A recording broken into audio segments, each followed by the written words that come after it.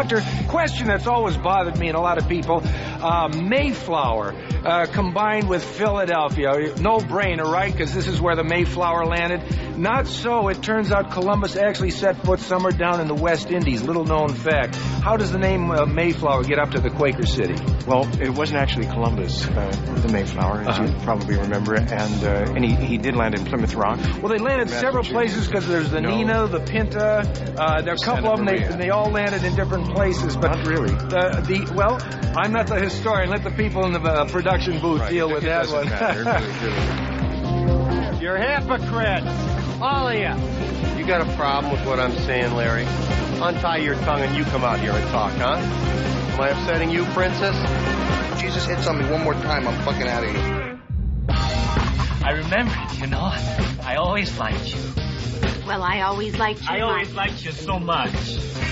So, Mike, should we get together another time? No, I'm sorry. It's, I thought we'd have a really terrific time. It's okay, Mike. You were such a super lady.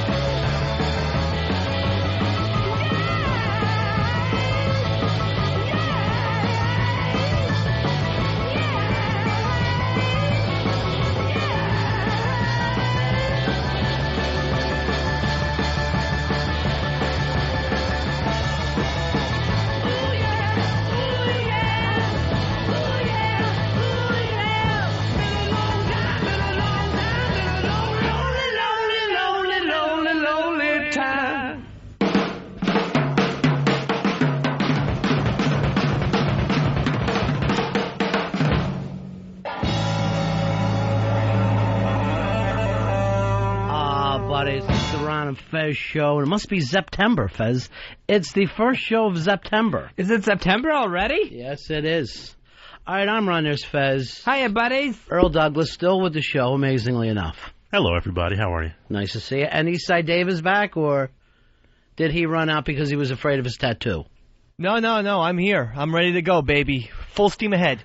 Full steam ahead. And your baby now. Yeah, they call me Baby, you know. Used to be just Babe, as in Babe Ruth, but now I'm Baby. I'm not going to sit in a corner anymore, Dave. Nobody keeps Baby in the corner. All right, it's the Ron and Fez show, back from vacation. Does it ever seem like this to you, Fez, that when we're working, there's not shit to talk about? And then when we take a vacation, every news story looks like it's big and we should be in here doing stuff. Yeah, where it's like, oh, should I book a flight back just to go on the air for something like this? Just to go back for a moment. To get back before September. Just to yell, told you they weren't going to charge John Carr with the Jean-Benet Ramsey murder. No, that was yours. Okay. Thank you, Fez. I had no idea. Fez is Kreskin. It was one of us. Yeah. You were carrying torches with everyone else in Boulder. What else happened over the time that we were out? It was amazing. It just seemed like it was all show prep to me. The thing that I was obsessed with just about my entire vacation was the Kentucky plane crash, where they tried to take off from the wrong runway.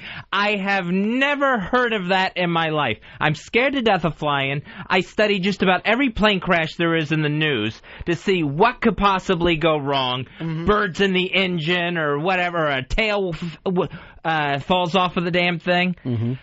Now I see taking off on the wrong runway kills 50 people. It was a short porch, that was it? Yeah, they taxied out onto the wrong runway and were about a couple thousand feet short of what they needed to take off. And I'm thinking, I can't believe... And then every day, there was something else, another little detail to the story in the news. You'll be on the planes now going, does this runway seem a little short to you? Don't remember it being so... Especially if you ever leave out of LaGuardia. Oh, yeah. You never take LaGuardia, do you? You take the other one? Yeah, I take JFK. Okay.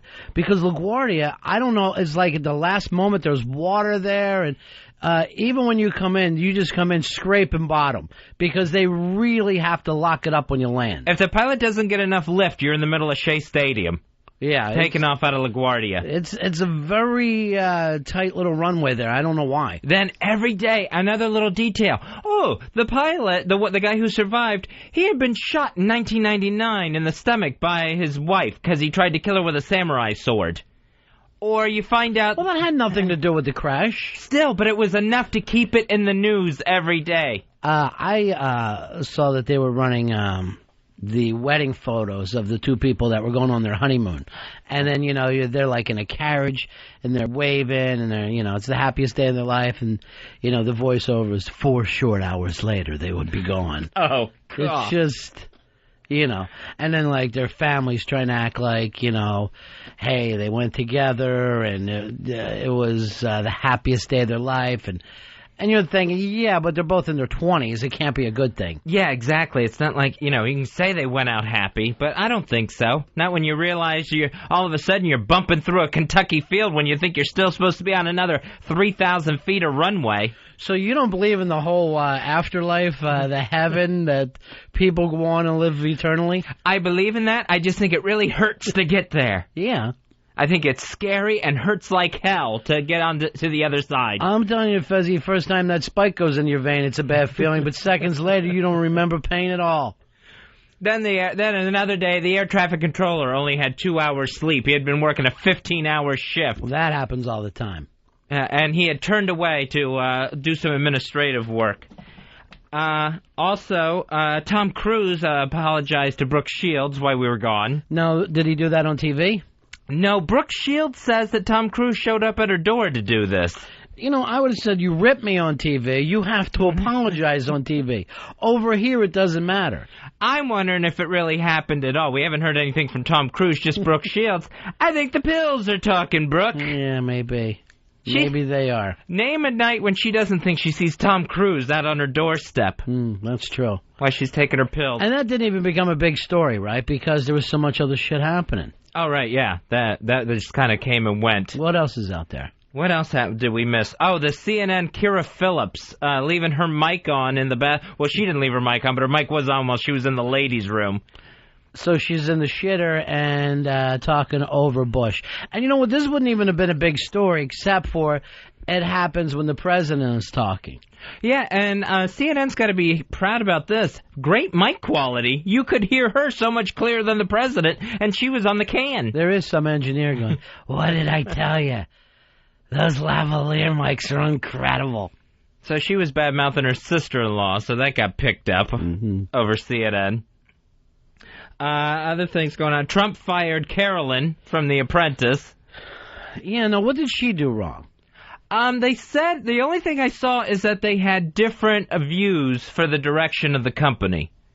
So it was one of those we're agreeing to disagree. No, it wasn't that at all. Here's what the deal was. Because she didn't know it.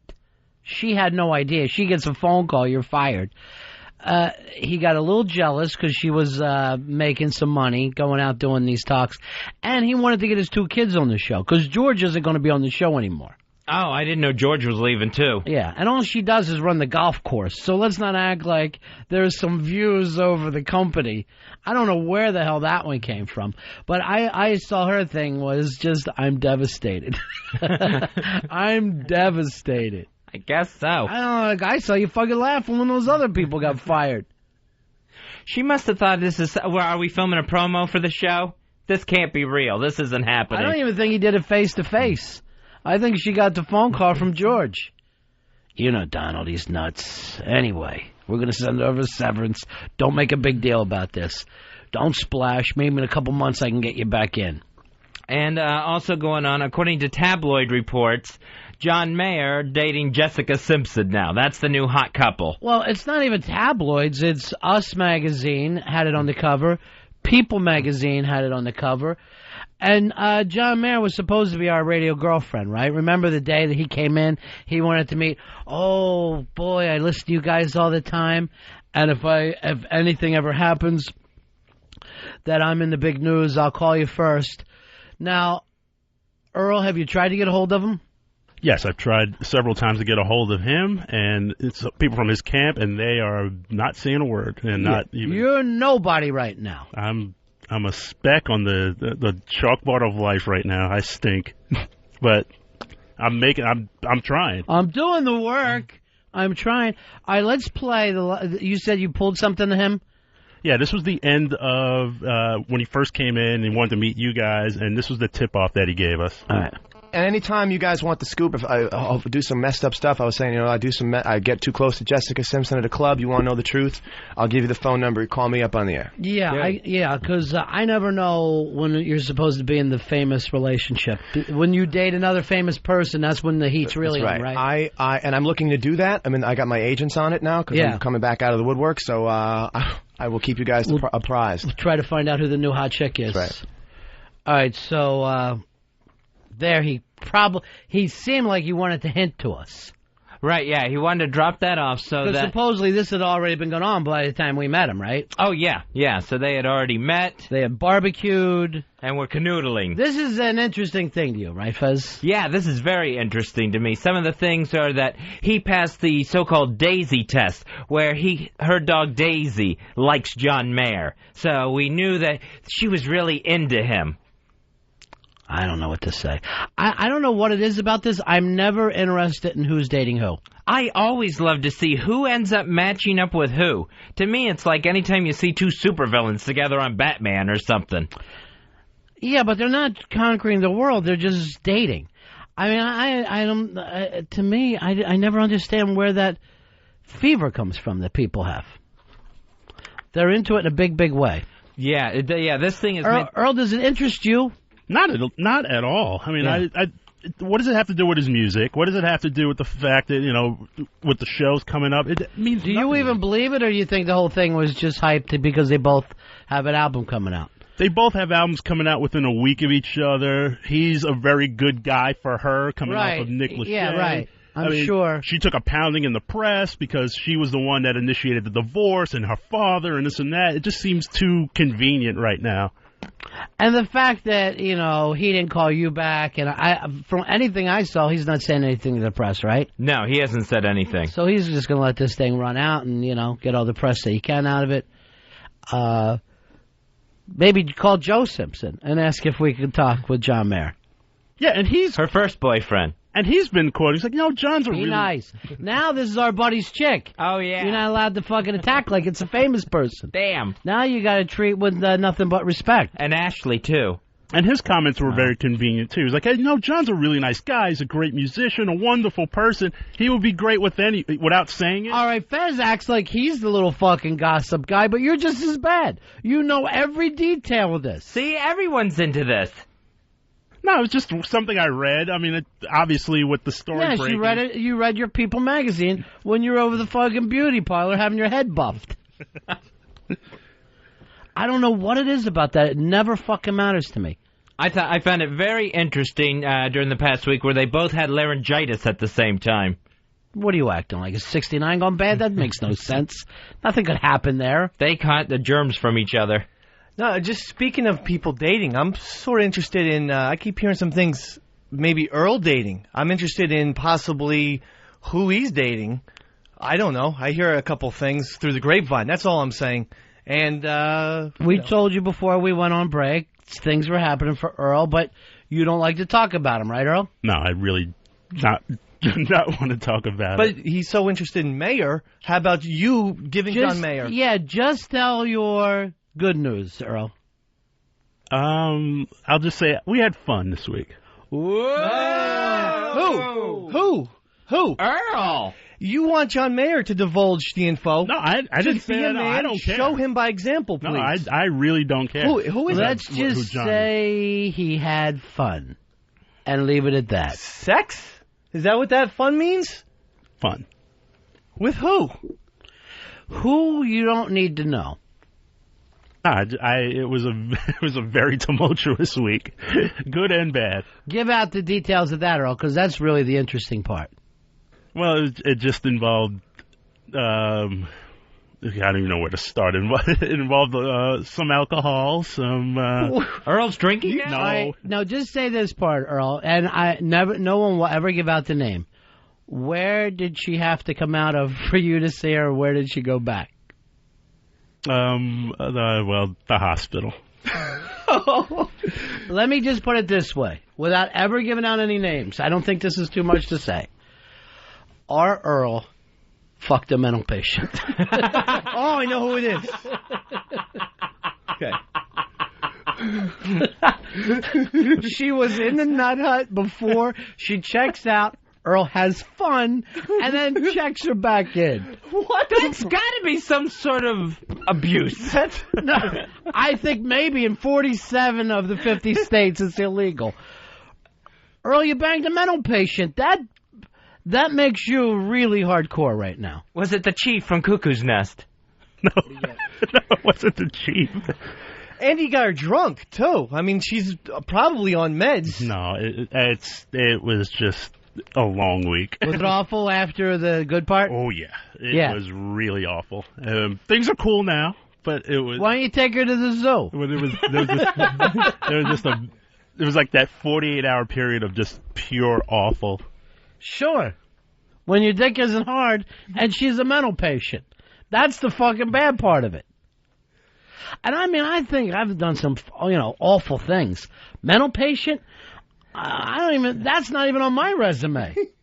Not a standing mental patient. Sure. Not like checked out. And did you have to help her check out, Earl?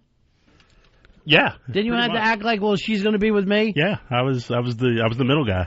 With the middle guy. It's called a guardian, and guardians aren't supposed to have sex with their patients or with their people they're chaperoning. Girl interrupted during sex. Jesus Christ. All right, Dave, you think you have an idea, you write it down, and I'll give you a yes or no. Okay. Don't you fucking dare say it on the air, though. Earl, was she out of the straitjacket when you had sex? Yes, she was. That's safe sex for Earl. Fucking making sure her claws She can't get to a sharp object. You are wrong. Ah, shit. You are 100% wrong. Okay. Yeah. Hey, Ron. Ron, you're on the Ron and Fez show. How you doing, buddy? We got you, Ron? Hey, Ron. How you doing? Good, Bob. Good. Listen, I got a sister up in Fairfield Hills in Connecticut. Yeah. I go up every weekend, take her out, take her for a walk, take her for ice cream. I could sure use a break if Earl's interested. You know, here's... The thing is, you can't trust Earl. He's like one of those black orderlies who you think is taking care of the mental patient, and then all of a sudden they have fucking black babies. This is a white girl too, right, Earl? Part, yes. Part? Mm-hmm. I had no idea that was a part. Yeah, I didn't Me either. neither. Until she told me. Oh, you can't listen to her. I've seen her before. She's white. She fucking in her mind right now. She thinks she's Wait a black. sec, Fez knows? I knew that Ron knew, but Fez knows? She's telling him she's Joan of Arc. Here's what happened. Remember after it was a just Ron thing? Yeah. Then he fucking follows Fez down last week, blabs to him. He can't wait to blab this story to everybody, but it's one at a time. No, it was just something that, because Dave kept prodding me about it, and Fez I just want to know, though. This is good news. And Fez was like, you know what, I respect you too much of that, I'm not going to ask. He took the total high road, and I went, you know what, I respect you so much That's that I will called tell you. reverse psychology. You fell for it, you dummy. Do you think Fez gives a fuck what mental patient? First of all, the last thing Fez wants to do is end up in court on this deal. If you truly don't want to know, Fez wouldn't say anything to him. You don't say to Earl, I truly don't want to know, so don't tell me. That's the oldest reverse psychology thing I've ever heard of, Earl. Well, it worked. No, but the funny part was Fez was completely sincere. He didn't want to know. He really didn't. Who wants to? This is a sick fucking twisted thing that you did. I don't know. I don't want to know about any animals or children you're doing either, Earl. Here's the thing. When you hear the term fucking nuts, you don't mean that person is fucking a nut. Right now, Earl, you're fucking nuts for real. A mental patient who was on a 3-day furlough, supposedly to see the big city. Earl takes him over to that fucking Queen Studio apartment, does God knows what. It's like doing Hinckley. Bellevue is like Studio 54 for Earl. He's a sick bastard, is what I'm trying to say. You're Scatman Crothers right now. Remember when Scatman was like, oh yeah, let's take a look at it in Cuckoo's Nest. And that was the first time you've been laid in how long, Earl? 6 months. All right, use that in court if it comes up. That you as well were crazy. Here's Mark. Mark, you're on Ron and Fez. What's up there, buddy boys? Yeah.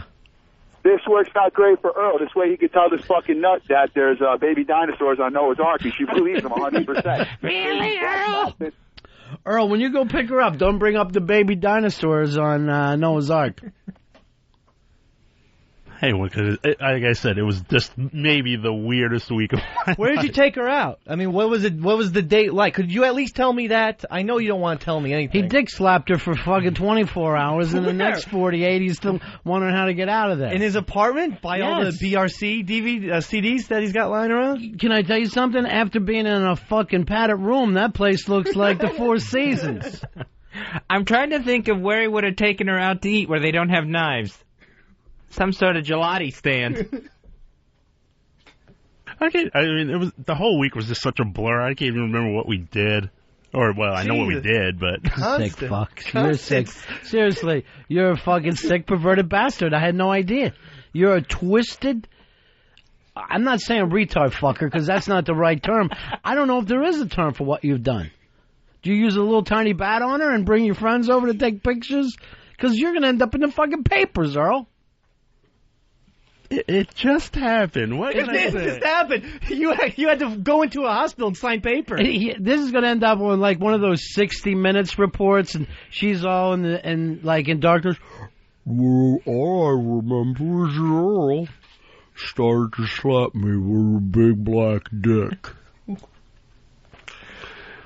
The medication was taken away from me until I sucked his big black dick. Oh, God. I don't want to think about that. It's fucking, this shit happens. That's hardcore. This is like when the Kobe Bryant girl, they tried to paint her as crazy. It's always sick, too, like imagining, your friends or whatever having sex. And right now, with Earl, just envisioning him banging a chick is pretty disgusting. She's still got the fucking scars on her head from the shock treatment. There's like little burn marks. At that time, he told me I'd feel better if he licked my ass pipe. Oh, you're a sick fucker. You're a sick bastard. Terry, you're on Ron and Fez. Hey, I was just wondering, is Earl going to start doing movie reviews now that he's poking Gail? That was it, wasn't it? No, it was not that. Let's get her and Gail O in the same time. Now you can double date. So you actually had to take her back to the Nut Hut? Yeah. Freshly fucked? Oh, yeah. But, no, it wasn't it was more of a hospital than a... Mental hospital. No. There's a fucking mental wing you said that she was on, right? I mean, it's not like she had the flu or strep throat. Don't hide your fucking face from us. It was a facility. At that point, after he was done raping me, he took me back. Have you heard from him since? He sent a used condom in the mail. You sick fucker, Earl. They're going to do semen tests at that hospital, too. I don't blame him one iota. He's a fucking... This is bored. This really... He should be convicted by this. Can I tell you something? I'm sure we could look at your chick and put her in the same fucking position. I mean, there's got to be something wrong with her to be with you. She's got a clear bill of health, mentally and physically. I don't know.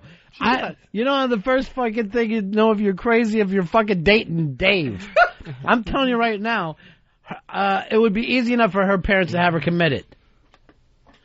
Here's Glenn. Glenn, you're on Ron and Fez.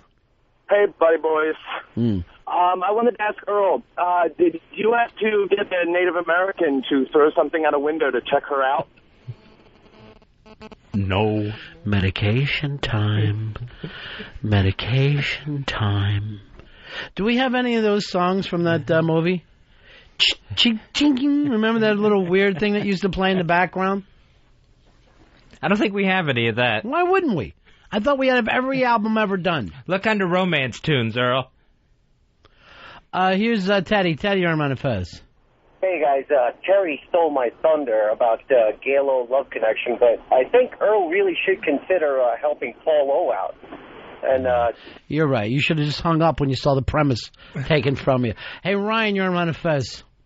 Hey, Earl, I got a couple questions. How did you handle the Who's on First routine? And then how was the trip to Vegas? He's doing Rain Man jokes at you, fuck. I know. It's just, okay, it was funny. I'm laughing. Did you guys get suits that look like each other? Medication time. Medication time, gentlemen. I think that Earl's actually proud of this. Oh, yeah, he just sees it as he got laid. You know, that's one for the record books there. Oh, it does go in the books. You can't take that out of the books. He does move past Dave now. Well, what's that? Yes. None of my patients, none of my partners were, that was a slip, were mentally impaired. You know what? We need a new producer. It's not going to work out anymore. Doesn't work out with Dave. Let's bring in our brand new producer. It's time we made the move. It was, let's face it, Fez, the best days of the Ron and Fez show. The fabulous Al Dukes. Al Dukes. Hey, fabulous. Hi, how are you? We are good, thank you. How you doing, Albert? I'm doing very well. So what are you doing now? You're over... Oh, yeah, I'm doing a lot of, management things over at Free FM. Free FM with O&A? Yeah, I moved up into the management. Off the dump button into management? Yeah, from producing this show over at NEW. Yeah. Yeah. I heard you were back on the dump button, though. Yeah, I've decided I wanted to do that just to be more in control. Did you know that he was running the dump button for O&A? No, I didn't. I thought that's why you fucking went in the opposite direction. I thought the point was, I know what he's doing, so I'll say the opposite. So you're up what time in the morning with O&A? Oh, I get up at my house in Jersey at 3 a.m. Oh, Jesus Christ. Why? It's a long commute. What time do you get out of there? 2 o'clock, 3 o'clock. And then you're back in Jersey by what, 6? 3-hour fucking drive each way? By 4. I'm definitely in there. Well, no, not by 4. By 5:30, 6. I can't imagine. That's way too early. Yeah. When I used to do the morning show, I used to wake up 5 minutes to 6. It was fucking 2 songs I'm in there. 2 fucking songs before I could show up. One of them would be by yes, just to really stretch it out a little bit. What time did you used to get up when we did mornings, Fez? I always got up at 3:30. Yeah. I don't understand that. And it's always the same type of people on my train. It's like the construction workers, nurses, and then me. Yeah, people that are really doing something for life. I don't get the whole point of morning radio. It's too damn early. It's the worst feeling in the world to wake up, see that it's 10 after 4 a.m., and you've overslept. The sun hasn't overslept yet. The sun's not out, and yet somehow you've already overslept. It's unnatural to get up before the sun. That is a sickness. No one did this in history. Farmers would wake up with the sun. The rooster, they would go out and start. And then we get fucking alarm clocks, and some asshole kept setting it earlier and earlier and screwed everything up for everybody. Well, that and you're always panicked. Like, I always wake up every, half hour that I'm going to miss the alarm. And then the alarm's going to go off, and I'm going to hear Opie and Anthony's voices, and no one's sitting back there. Now, what is wrong with that company to go, let's take the guy who didn't hit the dump button the first time, put him back on the dump button, and wait for this thing to blow up on the launch pad again? Well, really, on paper, I didn't do anything wrong that day. Back in the day. I have it on paper. New York Post, New York Daily News, USA Today. USA Today did this? I think they covered it. None of their fucking business. This is a local matter. I even heard an audio of Sean Hannity going, well, where was the dump button, guy? But you're back there. No one sees that as ironic, at least? I don't think a lot of people really were in on that. Or wasn't sure. Yeah, it doesn't seem like everyone's paying close attention. So how's the radio station? O&A doing well? O&A. Yeah. Goes into JV and Elvis. Uh-huh. They're really good. No, you love JV, hate Elvis? Is that how it works? Or you? I love both of them. Oh, really? But I'm not sure JV likes me too much. What happened there? I don't know. I think I rubbed him the wrong way. Well, I haven't heard their show. JV is not a name that you want when you're a fucking pro, though. It's not the kind of nickname that you want for yourself. You want to go with varsity. Yeah, you want to be varsity boy. Well, I think CBS made them take that name. Like, they were the Doghouse, which they're now allowed to be called again.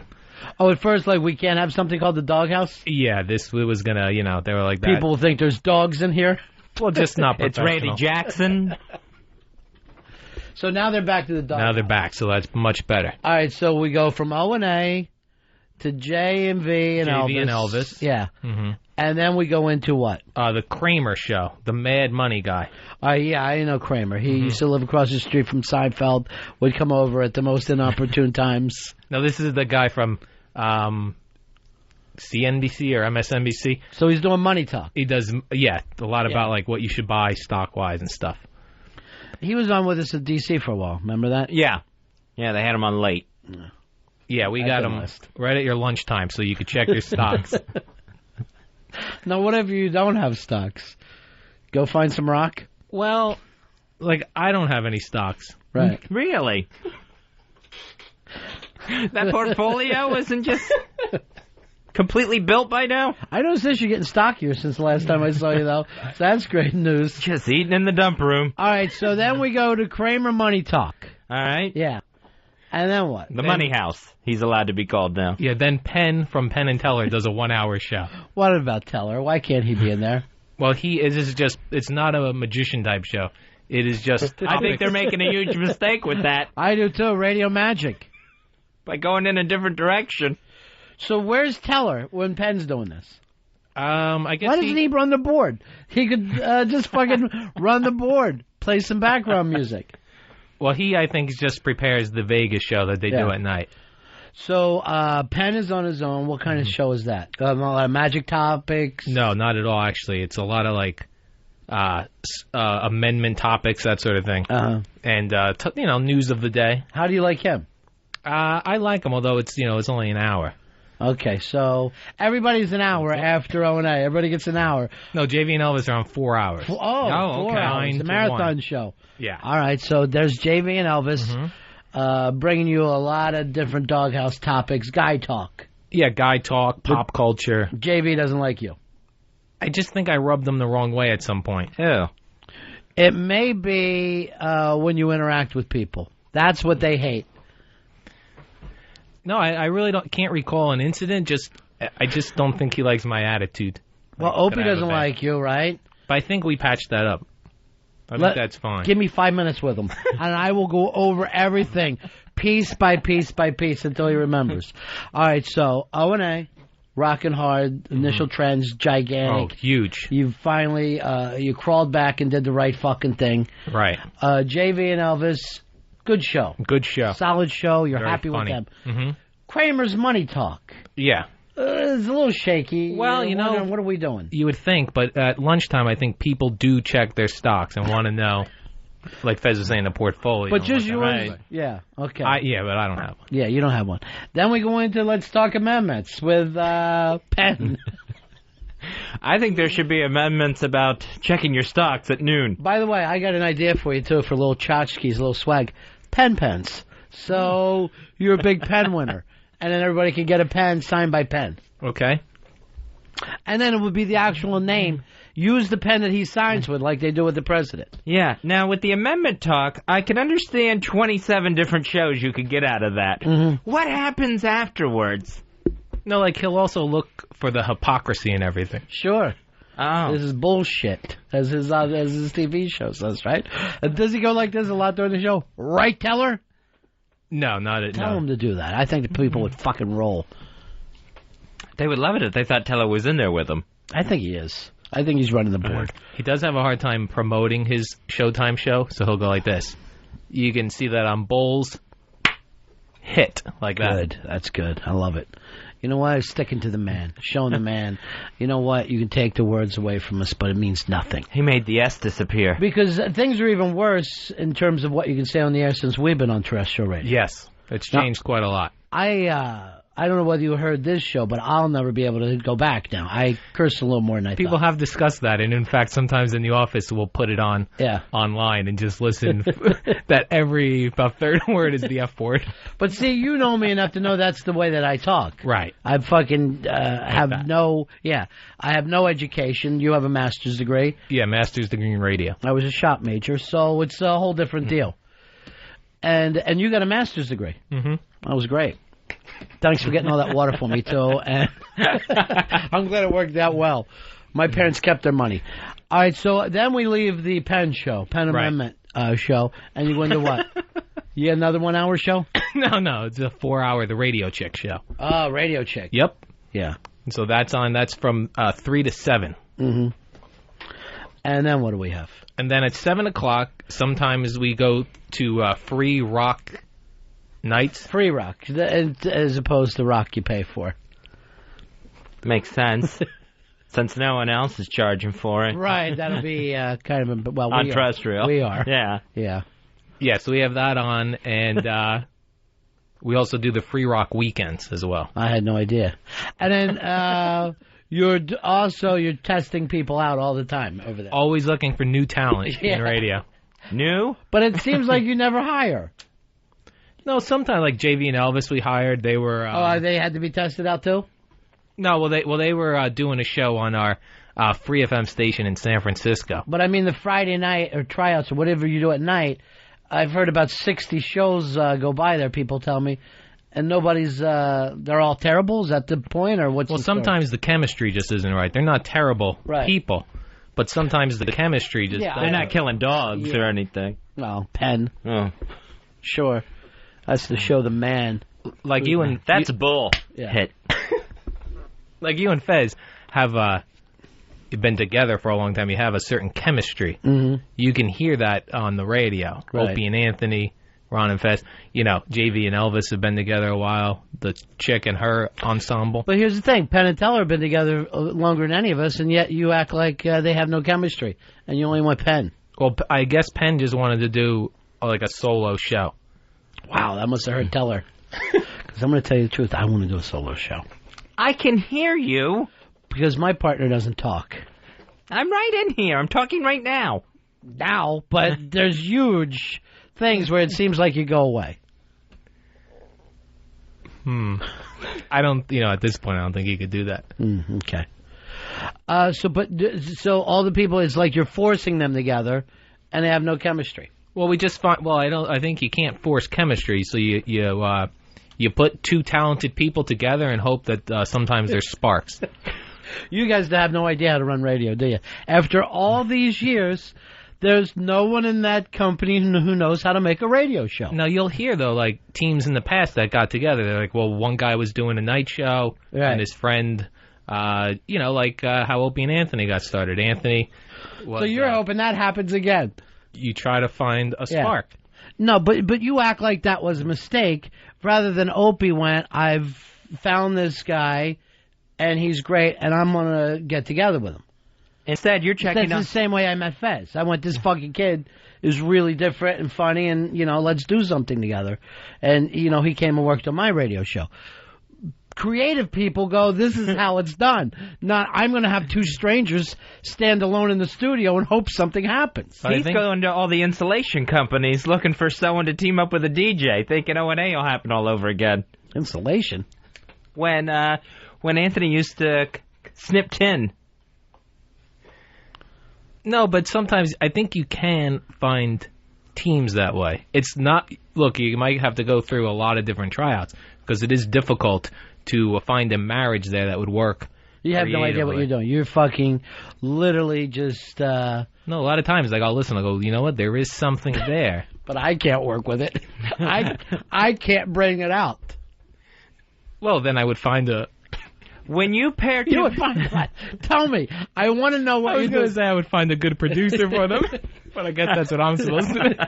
Exactly. No, there are no such things as good producers. Yeah, I think we chase them away in the industry. Yeah, they're just terrible. We have all terrible producers now. Now I hear everybody talking great things about Earl. Yeah, Earl has turned it around. You know why? Why? After all these years, he's had a show to work with. But what does he do exactly? Like when I ask people that, they go, well, he picks that song at the start of the show. Yeah, he does that, and then he takes a nap. I don't nap. I run the show in here. And then he puts away the bathroom key because everybody is depending on him. By the way, Fez, have you seen the new video from the Black Girl song? I haven't checked this out yet. It was sent to you. Oh. I didn't check my mail on vacation. A friend of Photoshop Mike's, his name is Mark something, right? Yeah, I thought it was Photoshop Mike, but No, Photoshop Mike just makes fun of Fez. This Mark guy put together this video. And it's on YouTube. Figure out how you can get to see it, Dave. Figure out what you have to, write in there at YouTube. So this is it. They're producing now. They produce on the fly. I see. That's how radio is a lot. Would you ever think about stealing Earl from us? No, I think you guys have a good chemistry. That important chemistry I was talking about. I'm willing right now to make a trade. Earl for a bag of donuts. Ooh. Jelly? Could be plain. I don't want to drive too hard out of a bargain. Yeah, I don't want to drive him out of here. I'm worth more than a bag of donuts. Yeah, I think you guys were working terrific together. Here's Kenny. You're on Ron and Fez. Howdy, fellas. Yeah. Can we get Al to start drinking already? Let's stop the nonsense and get a bottle in his mouth. Yeah, you never seem like you drink on the air anymore, huh? Well, that was the old days. I'm more management Reformed? doesn't do that. Management. No one in management drinks at work. Yeah, at work, maybe. And you know what? I can tell you one sales manager who I guarantee has a flask in that desk. Dave, you're on Ron and Fez. Hey, what's going on? I wanted to tell Al Dukes I love his brother David, first of all. Second of all, you're a boring dreck, you fucking rookie. Hey, check it out. First of all, you cost O&A their job the first time, and now you get nuts and you dump out of everything. What the hell's going on? Well, it's a different climate in the radio industry these days. A different climate how? Well, it's just more people, they up the fines and all that stuff, so you do have to be careful. I did see that people are afraid now, CBS stations are afraid to run the 9/11 documentary because the fuck word. I almost said F word like a fucking pussy. The word fuck is in it. God forbid, the fact buildings have fallen with people inside. We are more concerned in this country about curse words. Yeah, because you can't take a chance. Otherwise, that will be an expensive broadcast for somebody, because if they're counting each word... Take your thumb off that button, man. Let it swing, bro. Put it out there. But why not just bleep it? It would have been they're just as effective. You know something crazy's going on when you hear the beep. All right, so O&A did Letterman the other night. Yeah. Your management. You went over with them. You sat in the green room. No. Chilled them. Said this is going to go. We went in and talked to Dave's people. Look, I want you to take care of my boys. Well, I was mentioning earlier, I get up at 3, so I just went home that night. Yeah. And then when I got up, I had watched the recording from the night before at 3. So you didn't even watch it live? No, I did tape it, though. Wow. He really does care about his guys. You are management. Did you watch The Boys live? Good. Yeah, I watched it live. I got news for you, and this is a true story. I'm sitting there, I'm waiting for it to come on, I'm sitting with my chick. The nerves start to hit me, the closer and closer. Finally, I just hop up, because I'm a fucking nervous wreck. I yell at my chick, I can't watch this. TiVo it for me. Tell me if it's good. I run out of the fucking house. I'm just totally fucking freaked out. I'm sitting out there gnawing on a cigar. I get some dry heaves. I go, fuck it, no, I gotta watch it. I could only watch it from the door at first. Like, I was so freaked out, I felt almost claustrophobic. And then by the time they started killing, I was able to sit down and enjoy it. I was as nervous. I have no idea why I got that nervous. It's a big deal to be on Letterman. It kept building up, too, because when Letterman was done with Julianne Moore, he went to commercials and then did that thing where he comes back for just a second and then another huge bank of commercials. Well, I saw the thing with Aunt's chick, too, when you saw her out front. Right. They were handing out money. So I'm now like, oh, God, I'm so nervous. I'm so fucking nervous. Then Paul Schaefer, you little prick, he starts playing Shock the Monkey like a wise ass. Can we get off the shock jock thing for 5 seconds? But they killed. They did great. But it was really nerve-wracking. You didn't feel any nerves at all because you feel no connection. No, I was very with the nervous. team itself. No, I felt very nervous. So nervous you could barely TiVo it. And tucked yourself into bed. I've never had a mistake on the TiVo, so I knew I was getting it. Here is Darren. You're on Ron and Fez. For the previous caller, that guy, Al Deuce, is not a rookie. He just sucks that bad. But I wanted to ask Ron if he had any special girls that Al might want to make out with blindfolded. All right, let's not even bring that up. That was something that happened years ago when Al was our producer. He got drunk on the show. Blacked out. He says, what if I get blindfolded, make out with a guy? Is that good radio?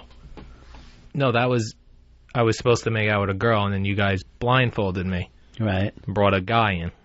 And you made out with a guy. And then told everybody it was fantastic. That I did. Then later... I thought you were blacked out. Ran out, destroyed fucking Anthony's foosball table, laid in Cowhead's arms, and cried to Sweet Melissa. It was a fucking terrible night all the way around. Yeah, that was not one of my better nights. Yeah. That was bad. Boy, we had some ugly shows over at WNEW. We really did. Just some really, particularly the Friday night shows, were as brutal as they can possibly get. I don't think you'd be able to run those shows anymore. No. They're off the air. Yeah, no They're all way. done. Yeah. And no one was even thinking at that time that we were on the edge. They're like, oh, Ron and Fez, we can trust them. That's how much you could get away with just a few years ago. Yeah, that was just, we'll have some drinks on the air, everything will be nice. I remember the biggest trouble we ever got into with the program director over there was a Monday night game where the Bucks were playing the Rams, I believe, and we were all Tampa fans.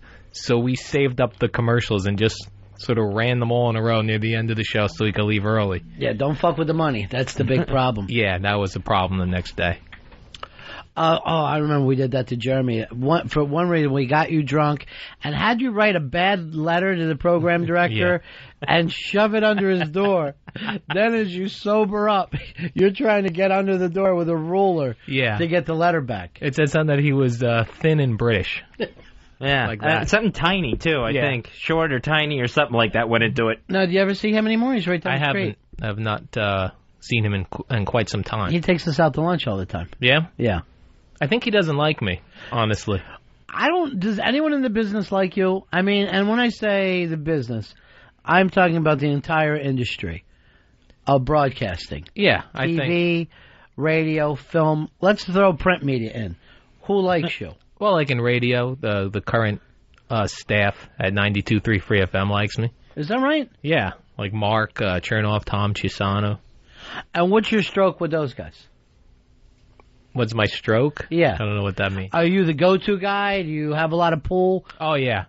Lots of pull. I'm the guy to go to help them get stuff done. I can't imagine it. Oh, yeah.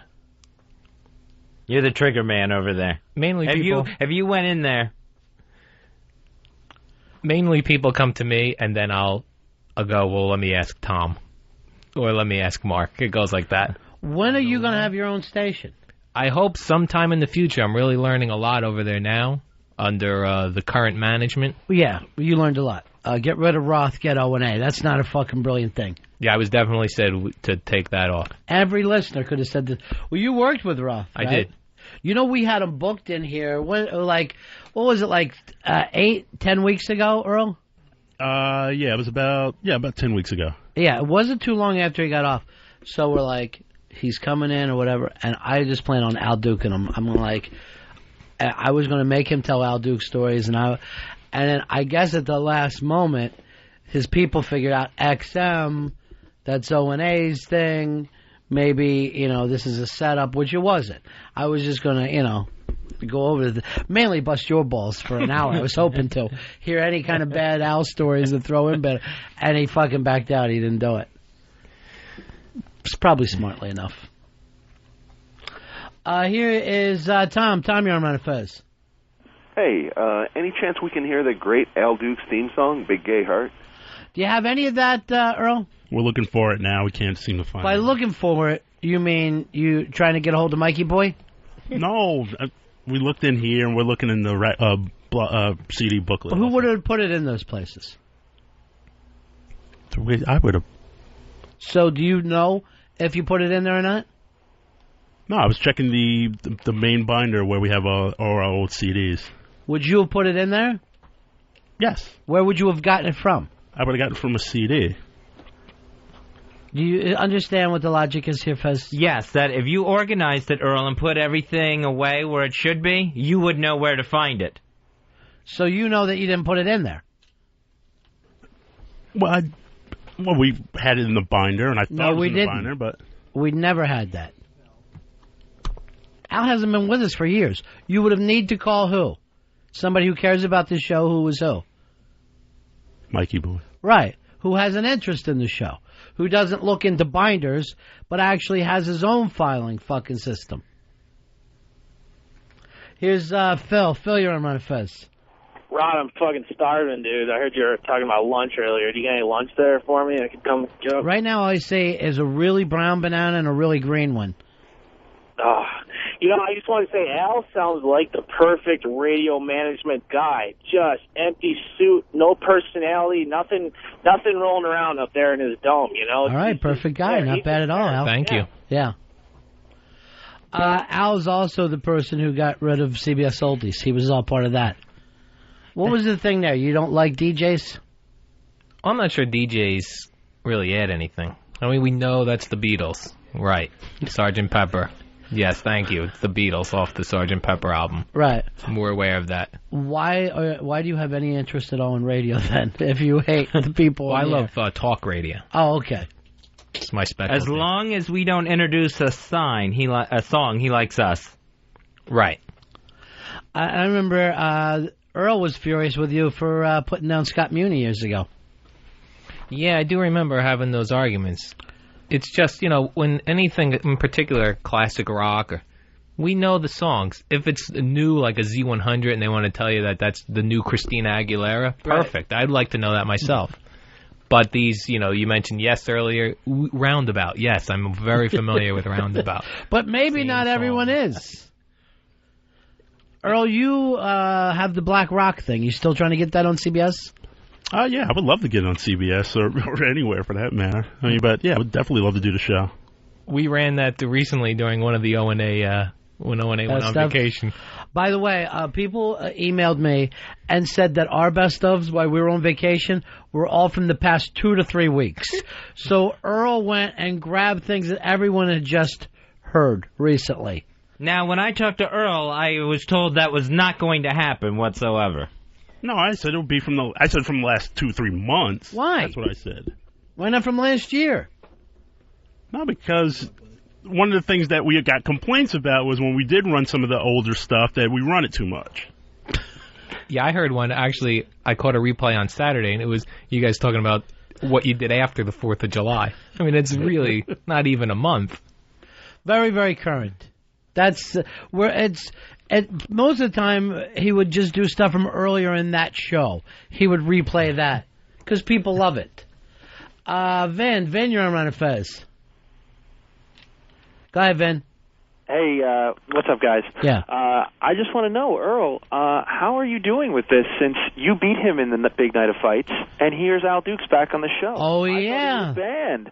Well, that isn't what got him banned. It was when you lost to Rory. Yeah. Al used to box for us. You went 0-3? 0-3. Yeah. Although the one time, it was my first time boxing. Yeah, The second time, when I boxed Earl, I had the flu. Yeah. The third time, I went 7 rounds. And you almost won. That was the scary part. Because you were supposed to count the lights. And then you had too much pride and started beating Rory's ass. And we're all going, uh-oh. I don't know, Rory. This doesn't look good. Yeah, not for Rory anyway. Here's Mike. Mike, you're on Ron and Fez. Say hi to the fabulous Al Dukes. Hey, Al, back at WNEW, you used to say that you didn't like booking guests because you thought guests brought them to the show. Right. I still So you don't like guests, you don't like music, you don't like DJs, and then you wonder why people in the industry don't like you? Well, I think, what Ron and Fez do, what Opie and Anthony do is great. No guests. We're here to listen to you guys, to Ron and Fez, and the comedy that goes on with that. And, like, the staff stuff, I love that. Like, all the stuff about Dave and Earl. Yeah. That's you what were telling me people like. before that you're a big Dave fan. You think I do Dave's like Dave. very good for the show. Very funny. You are the first person of any management who's ever said that. Normally, if XM calls us, it's like, are you serious about Dave? Are you serious about Earl? Because we don't hear from either one of those guys. You think they're both good for the show? Yeah, Dave in particular. In fact, I interviewed Dave hoping to get him over at Free FM, but you guys hired him before I could offer any positions. It was very weird when Dave came in here. Sirius was offering him a job. You're lying now and saying that you were offering him a job. And then somebody else, I think Philly, like YSP, had offered him something. So this retard suddenly was hot for no apparent reason. I think it was just that we had something in common. I always could talk to him about the Ron and Fez show. Yeah. Now, here's what I love about this. You don't like guests on the show. Here you are, a guest on the show, literally taken away from Ron and Fez. And loving it. Yeah. That's true. Good So point. you hate when O&A book guests? Well, I think they do it differently because they... Why don't you dump out? The whole time they're talking to a guest, you just sit there and dump out. No, here's what I like about their guests. It's still all about them when the guest is on, which is funny. Like, they had... one of the first guests they had on at the CBS show, they had Ed Norton on the phone. Right. And that was mainly Ed Norton listening to Colin and Jim Norton make fun of each other the whole time. He just happened to be on there in the background. I see. So you like when they don't pay attention to guests. Yeah. Or they treat guests rudely. Not rudely, but just not all high and mighty. I see. You know. I'm digging this. Now I'm getting some of his management philosophy, Fez. Yeah, we heard chemistry a lot earlier. So you don't care for guests because you also don't care for DJs, and there would be no one in there to interview a guest. That's probably got to be part of your philosophy. No, I'm talking like with talk shows, yeah. Yeah, I got you there, buddy. So what you want is the guys that come on the show, no preparation, no guests, just run with it. Basically, just rattling on. Like improv. I see. Yeah, because what could be easier? What could be easier than just from coming up with shit all day? Wade, you're on Ron and Fez. Hey, fellas, welcome back. Yeah. I had a question for Mr. Dukes. Do you have any knowledge or affiliation with the regular guys in Atlanta? I'm not familiar with them. Okay, they are on a Clear Channel station. Does CBS have anything to do with that? Not with Clear Channel. Our agent also has the regular guys, I think, right? Yeah, he does. He represents them. Need to get them off the radio. They're awful. Well, that's no one's fault. That has nothing to do with him. It's a whole different deal. Our agent right now represents the entire phone book. So there's no one that he doesn't represent. Yeah. Al, I'm sure he would represent you if you wanted to. Yeah, I wish I had made that connection with him back when I was on this show. Here's Rob D. You're on Ron and Fez. Hey, what's up, guys? Yeah. Al, question for you, and Ron Fez, see if this sounds familiar. Yeah. Al, would you consider hiring Ron and Fez to do afternoon drive time on Free FM? Then 1 week later, bump them up to middays, then go to replays of Ron and Fez for afternoon drive. I think it really worked beautifully in NEW. Were you running the show there for a while when it was just us left at NEW? Yes, I was there. Were you the manager then, or no? I was just kind of hanging around, walking the halls. Oh yeah, what's his name came up and became manager, right? The guy who ended up going to Detroit. Oh, Craig Schwab. Oh yeah. Yeah, that was crazy fucking days. 3 times they moved us to mornings and then found out we weren't allowed. You guys are on mornings tomorrow. We're like, okay, fine. Better get to sleep. Just got a call. Yeah. Better not to have you come in mornings. You like D.C.? Think you like to go to D.C. for a while? Hey, Jersey Rob, you're on Ron and Fez. Hey, guys, what's going on? Yeah. I don't know if you remember, I'm the one that beat up Billy Staples in the Big Ass Night of Fight, too. Oh, that when we got the immediate bell, when the bell went off too early. Yeah, that was a bunch of bull. Yeah, I was furious. And Staples was spread eagle on the canvas of the ring. Yeah. Anyway, I just wanted to see, I noticed Al Dukes has a page on Wikipedia, and I was seeing who he had to blow to get on there.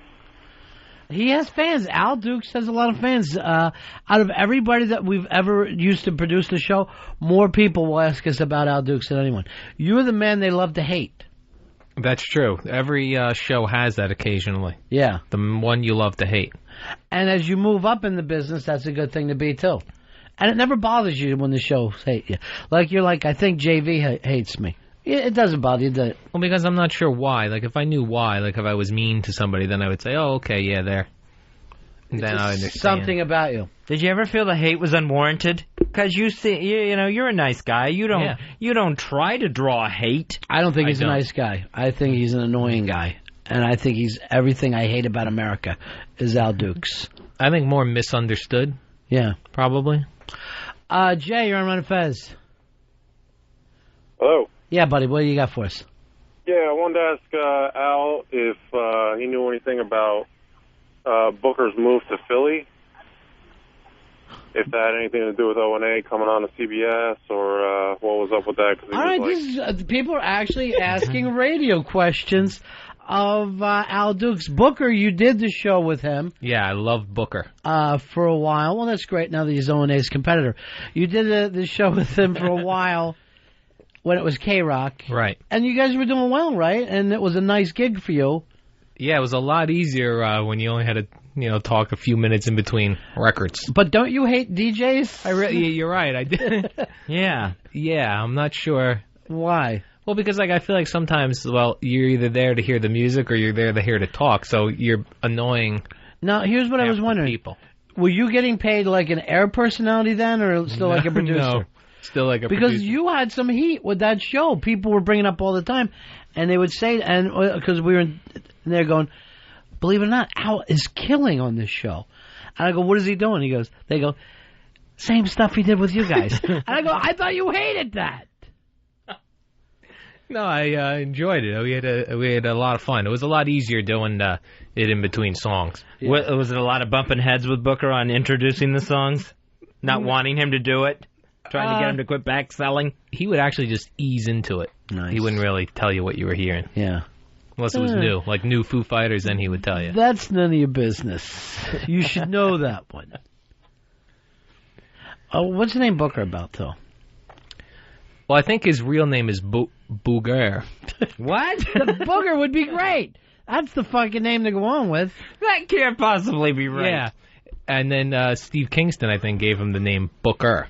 Well, that's why Steve Kingston's making the big money. Yep. Booger, come in here. You're going to be Booker. He said originally he wanted him to be Diesel. Sure, why not? Booker Diesel. instead. It worked for Kevin Nash. And it's in, I think every fucking classic rock has a Diesel on the air right now.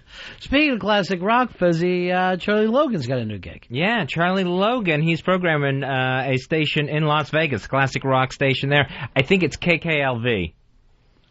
Do me a favor, get a hold of him. Yes? Ask him if he'd be interested in the Black Rock Coalition. Oh. It's rock by black guys. And they're a coalition. I will check on that. Yeah. Vegas, baby, Earl.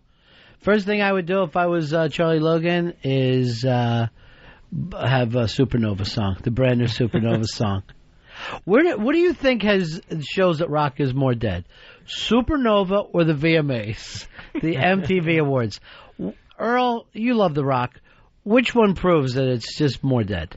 VMAs, definitely. There was just no pop, no energy. It was all just...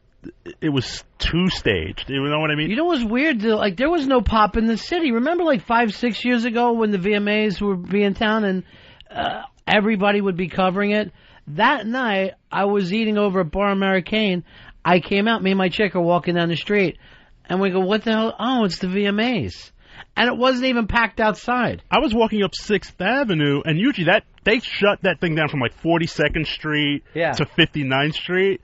This year, it was like, I think from like 2 blocks away from Radio City and 2 blocks after Radio. There was no pop on the show whatsoever. I was like, is the VMAs tonight? It was. You know what? I don't even think made the news. So we're walking down the street. Somebody pulls up, like with this trailer. They open the trailer and start rapping, and it's Mos Def, the rapper, right? So everyone's like, it's Mos Def. And this had to, the show... It had to be like 10:30, 11 o'clock at night, so the show had been on for a while. So we're going by and we're like, oh, that's Mos Def, because I know him more as being an actor. He's actually a really good actor. All of a sudden I see a cop up there, fucking grabs him, pulls him off, and arrests him. He wasn't even supposed to be there. He just rode up, starts rapping, and then like people were booing and getting pissed because they see Mos Def getting arrested. Have you even heard about that, Earl? Yeah, I heard about him getting arrested, but that's something I would have stuck on the air. You know what I mean? That's something that should be part of like a VMA. But it's not like they care about Mos Def. I went back and tried to watch it, like when they reran it a couple of days later, and it was just awful all the way through. There was nothing there. You think with like, Jack Black, who's hosting, who's a really good host and a lot of high energy. I don't know. Did you see it? He brought nothing to the table. It was like they put the straitjacket on him creatively, because that should have been a lot funnier. Why aren't you running that, Al Dukes? I would love the opportunity. Yeah. But then Supernova, the other thing that shows that rock's dead. I don't know if you've seen the show.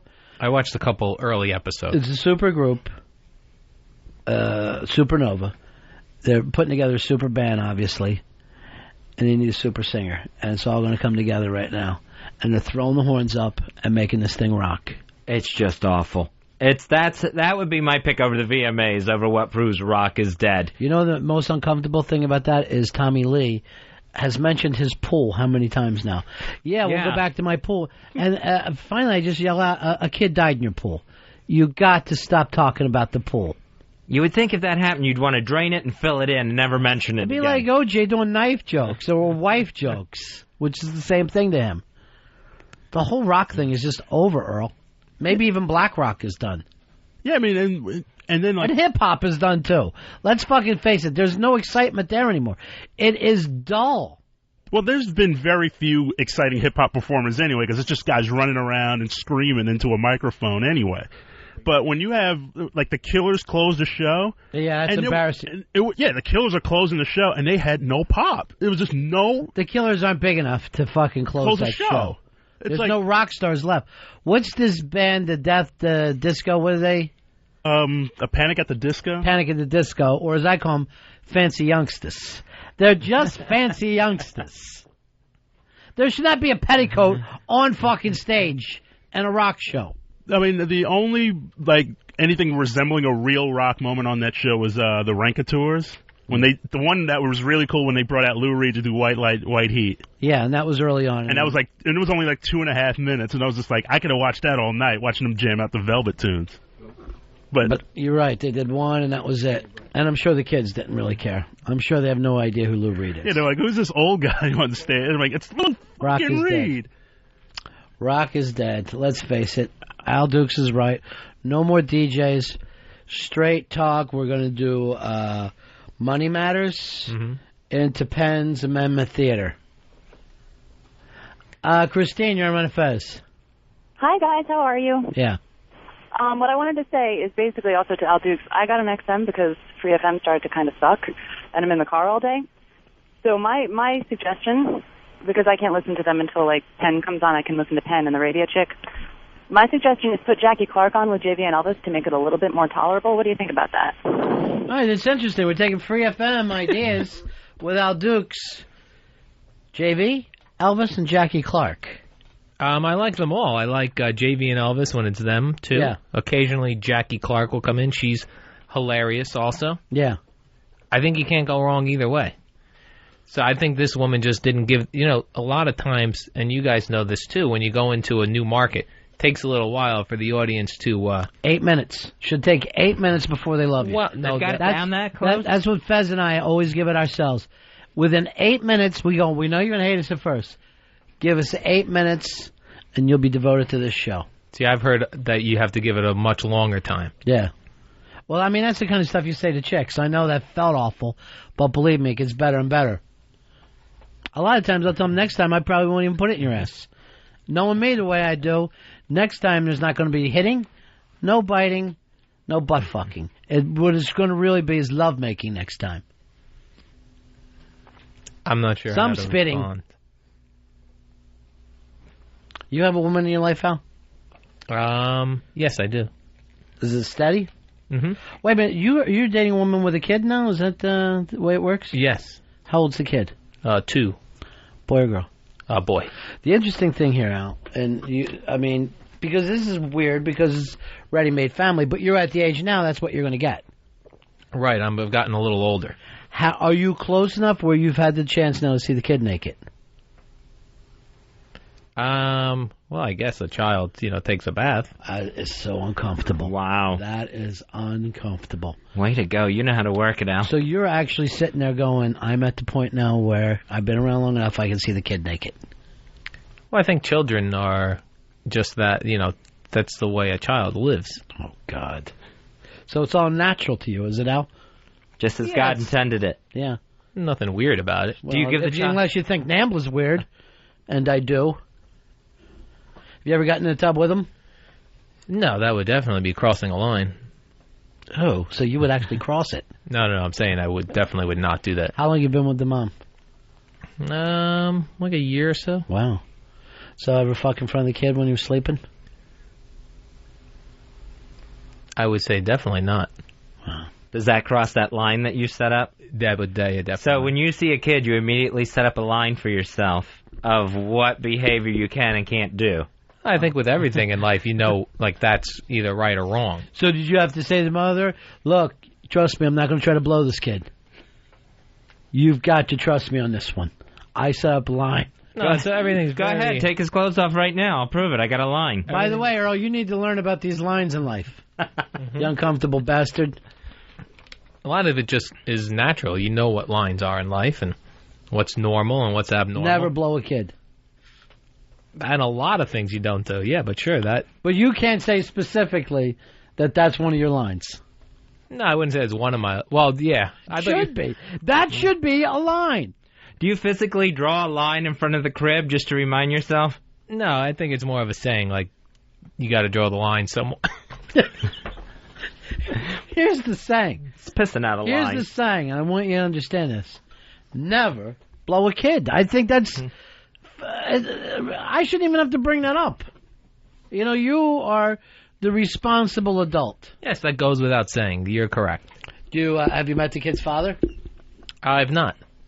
He's gone? No, he's in the picture. But you're out of there anytime that... they're still married. They're still a family, and you're Yikes! Coming around at odd hours. It was awkward, so... Sure. Let me tell you something. If I had to meet the guy whose son I blew, I would be fucking freaked out. Freaked out. I wouldn't even be able to look him in the eye. Which is why people don't do those sorts of odd, strange Bring that things. up to him if you ever get the chance to meet the gentleman. Look, nothing's happened. Whatever this little fucking liar told you, he's out of his mind. So this is a big deal for you. Oh, yeah, definitely. You've never been married.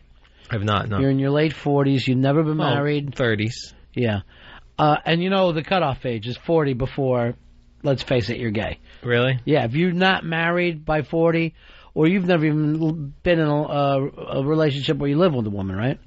Right. Yeah, you're gay at that age. Really? Yeah. Earl, you're coming into it. Yeah, the years are creeping up on me, too. But, you showed now you're the most twist of us all. I think it's a different era now where that's really... Nah, they probably don't go, well, he's gay if he's 40 and not married yet. You know when I would say he's gay? A, he makes out with a guy while blindfolded. B, has to fucking sit here and promise he didn't blow a kid. Some of the signs you really got to pay attention to. Some of them are subtle.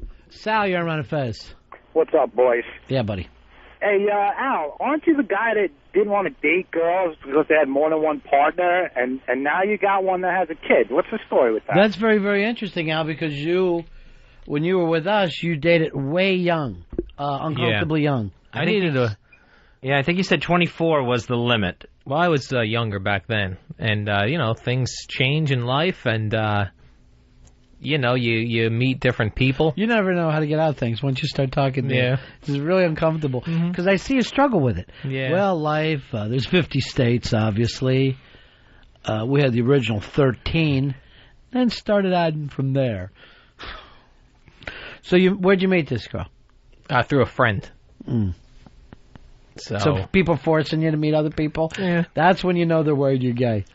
Yeah. When your friends are like, Al's alone a lot.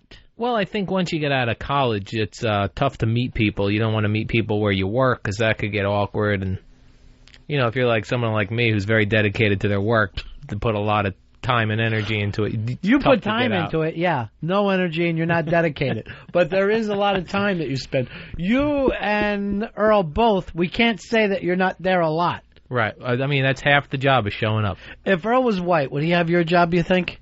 I don't think companies see race.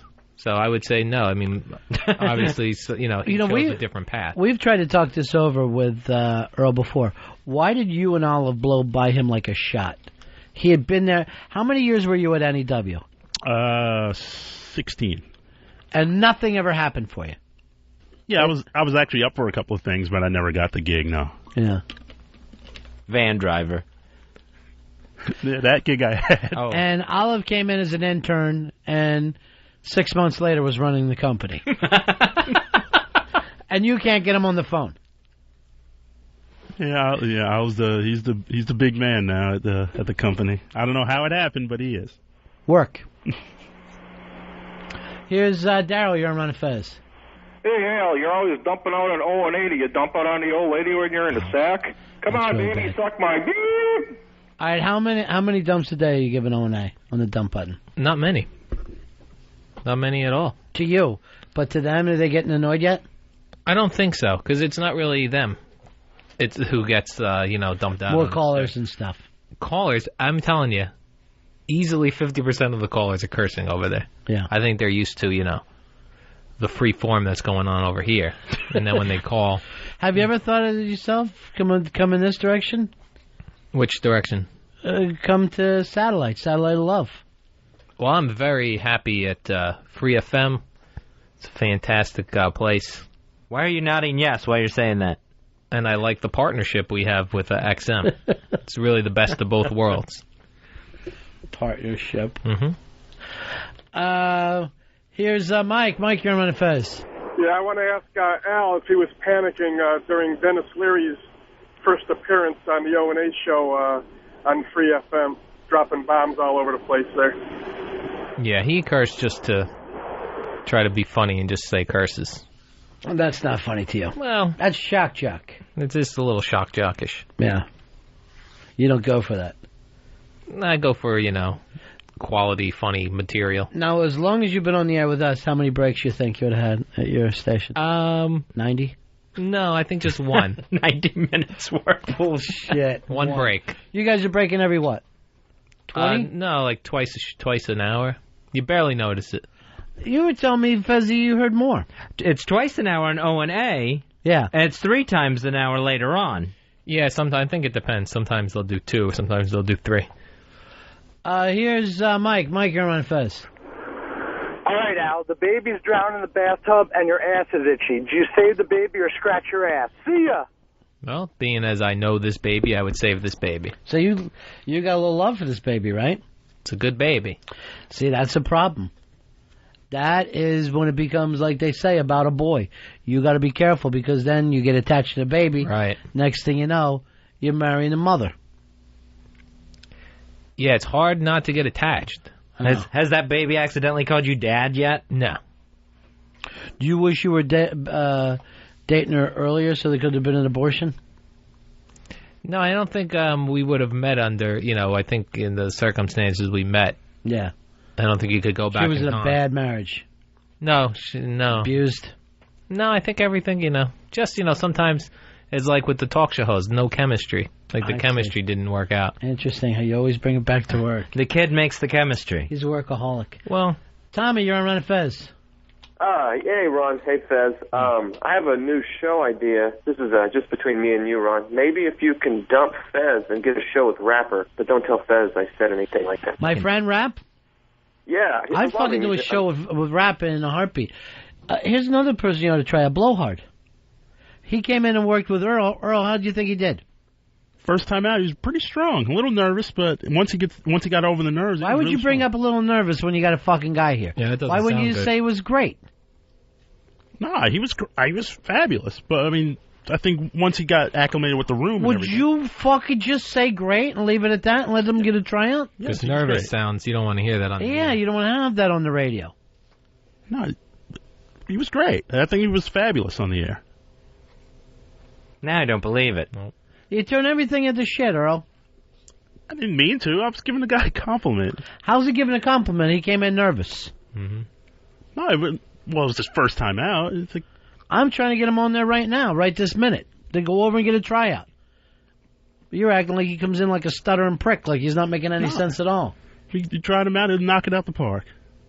What'd he say? He said something about he's really backpedaling. Cliche? Basically.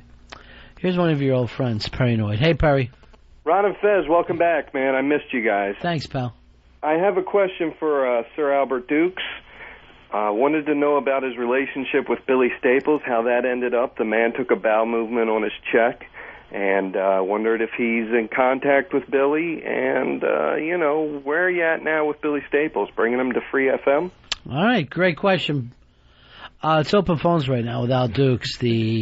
Are you program director or No, assistant program assistant. director? Assistant too, but you got your eye on the prize. Always looking forward. Market number one, nice thing. You're working with the Chernoff Start fan. Was he there from the beginning? I'm not sure. He gets a lot of credit for all the success. Sure, right? he's very successful. So, you're in a great place.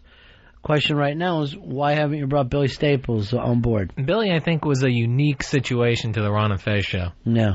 I'm not sure that works on another It's interesting how many people who work for us really can't work again in the business. Now, he did have his Triple Xmas CD out. Paul, you're on Ron and Fez. 18671, boys. Hey, buddy. Hey, I like Al Dukes and everything, but there's no way that CBS breaks twice an hour. Every time I turn it on, it's at a break. The station sucks. Why are you breaking so much over there? We're not. That guy's... He called in already with a bad attitude. He was just looking for the negative anyway. Nice. So you're doing your attack radio right now, huh? This is your version of attack radio? Just defending. Yeah. Not I like attack. it. I don't like to attack. But you do like to defend. Well, I would defend, yeah. Yeah. Something's not right. You did come up with a good point. Nothing's ever happened between you and that kid. Obviously. Yeah. You going to raise the kid to be a Jew? Well, I'm not Jewish, so... Yeah, but you want him to get ahead in the radio business. I've done very well myself. So it never even crossed my mind. You just yelled the word assistant across the table at us. I think if you really want your kids to get ahead in this business, raise them Jewish. It's a really smart idea for everybody. Except for the Muslims, who obviously hate the Jews. And Nazis. And Christians. They don't seem to do well in broadcasting at all. Who? Muslims. Here's old Gravy Leg. You're on Ron and Fez. BAT 1214, buddy. Yeah, buddy. Listen, who's got less of a personality, Earl or Al Dukes? Earl or Al Dukes? Very, very interesting. Less personality. I'm going to have to go Earl. Because at least Al is the guy you love to hate, and he will throw an opinion out here. Earl tries to be agreeable. Where you probably, Al, would have thrown Blowhard under the bus. Earl does the passive-aggressive angle. No, I was throwing my support at Blowhard. You start everything with the word no. Go back and listen to an air check and hear if it doesn't start with no. Well, it always starts with a yes or no question. I'm answering a yes or no question most of the time. I don't think that was a yes or no question that you started off with. No, but I didn't start with the... No. Always no. What do you think, Al?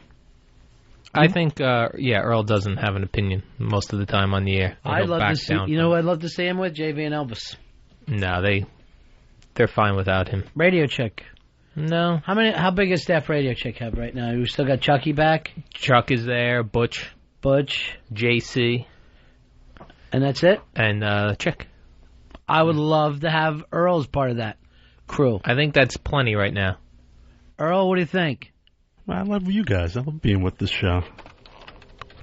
Here's Rob. Rob, you're on Ron and Fez. Yo, Al Dukes, you said Free FM only breaks twice an hour. You forgot to mention that the break lasts 20 minutes, too. Not true. Again, not true. 40 minutes an hour of spots? That I think, is illegal, actually. That only leaves 20 minutes of broadcast time. Not true. Glenn, you're on Ron and Fez. Hey, how you doing, boys? Welcome back from vacation. Thank you, my friend. Hey, I'd like to know, Al, is there any further talk about bringing Jackie on the O&A show and dishing all the dirt on Howard back in the day?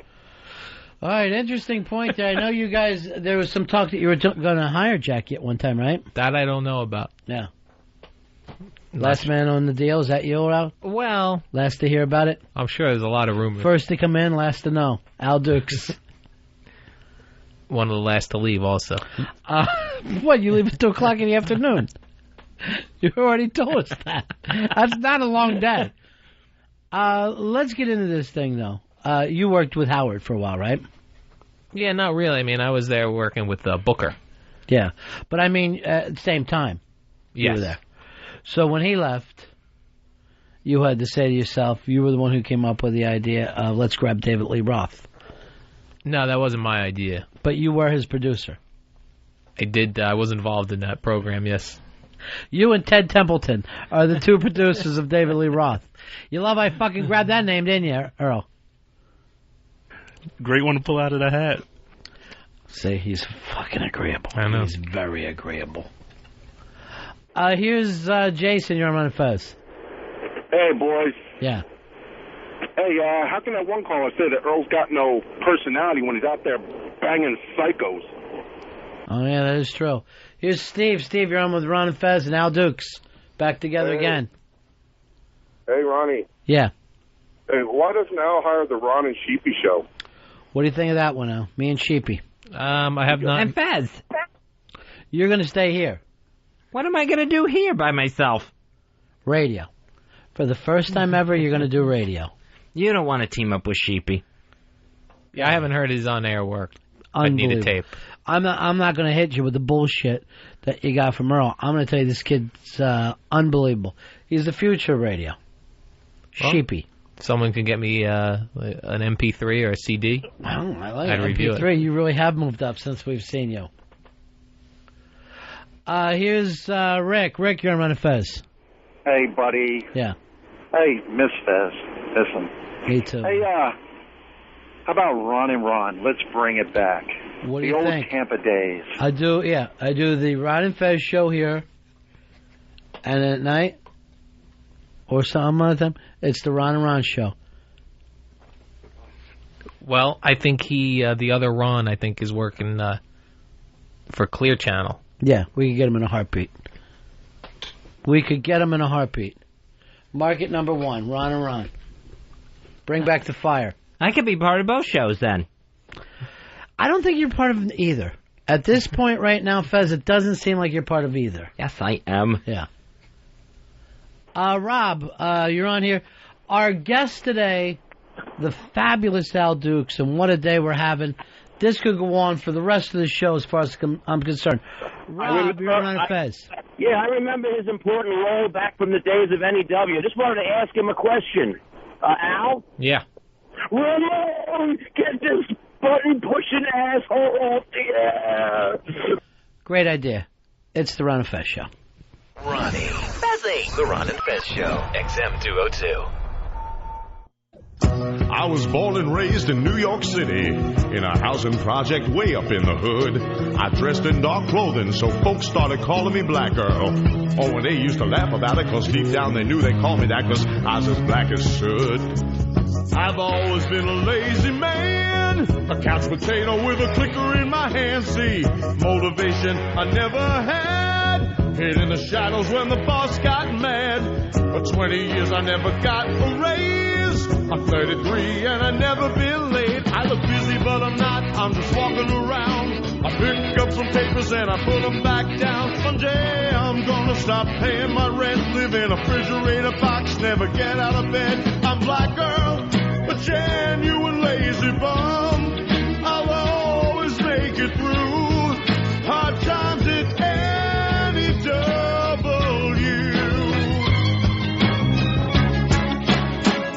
Then one day some lame brains came and took O&A away. And at the age of 33, I felt like I was carrying the weight of the whole station on my shoulders. And Ron and Fezzy knew what I was going through. Every morning I'd unlock the door, lay down and I'd sleep a little more. Then I put away the bathroom key. Everybody was depending on me.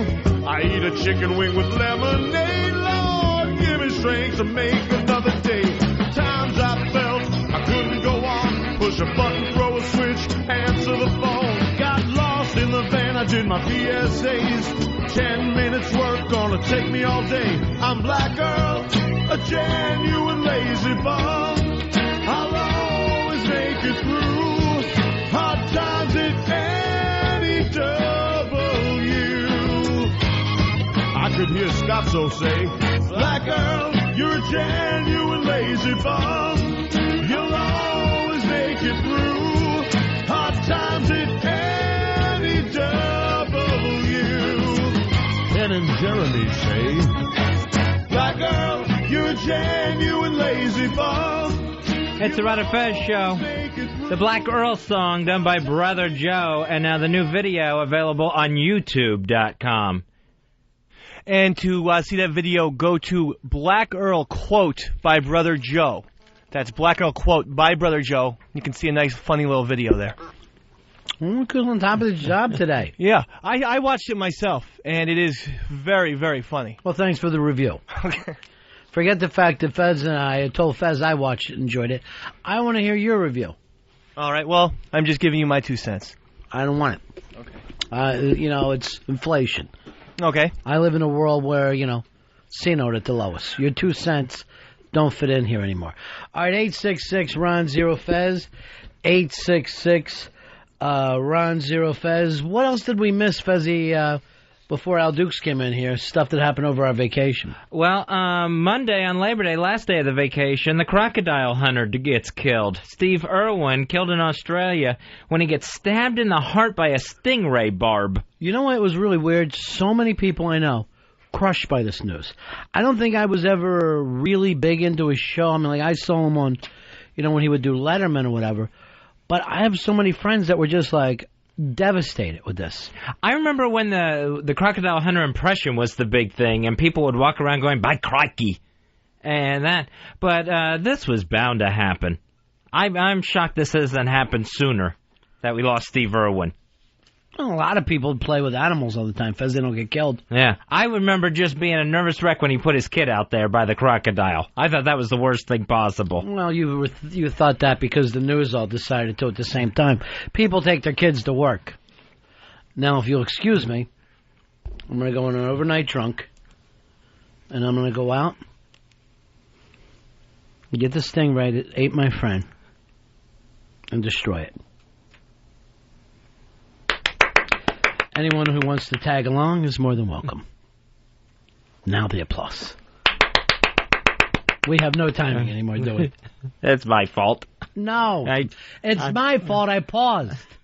I should remember when you pause, there's going to be applause on the show.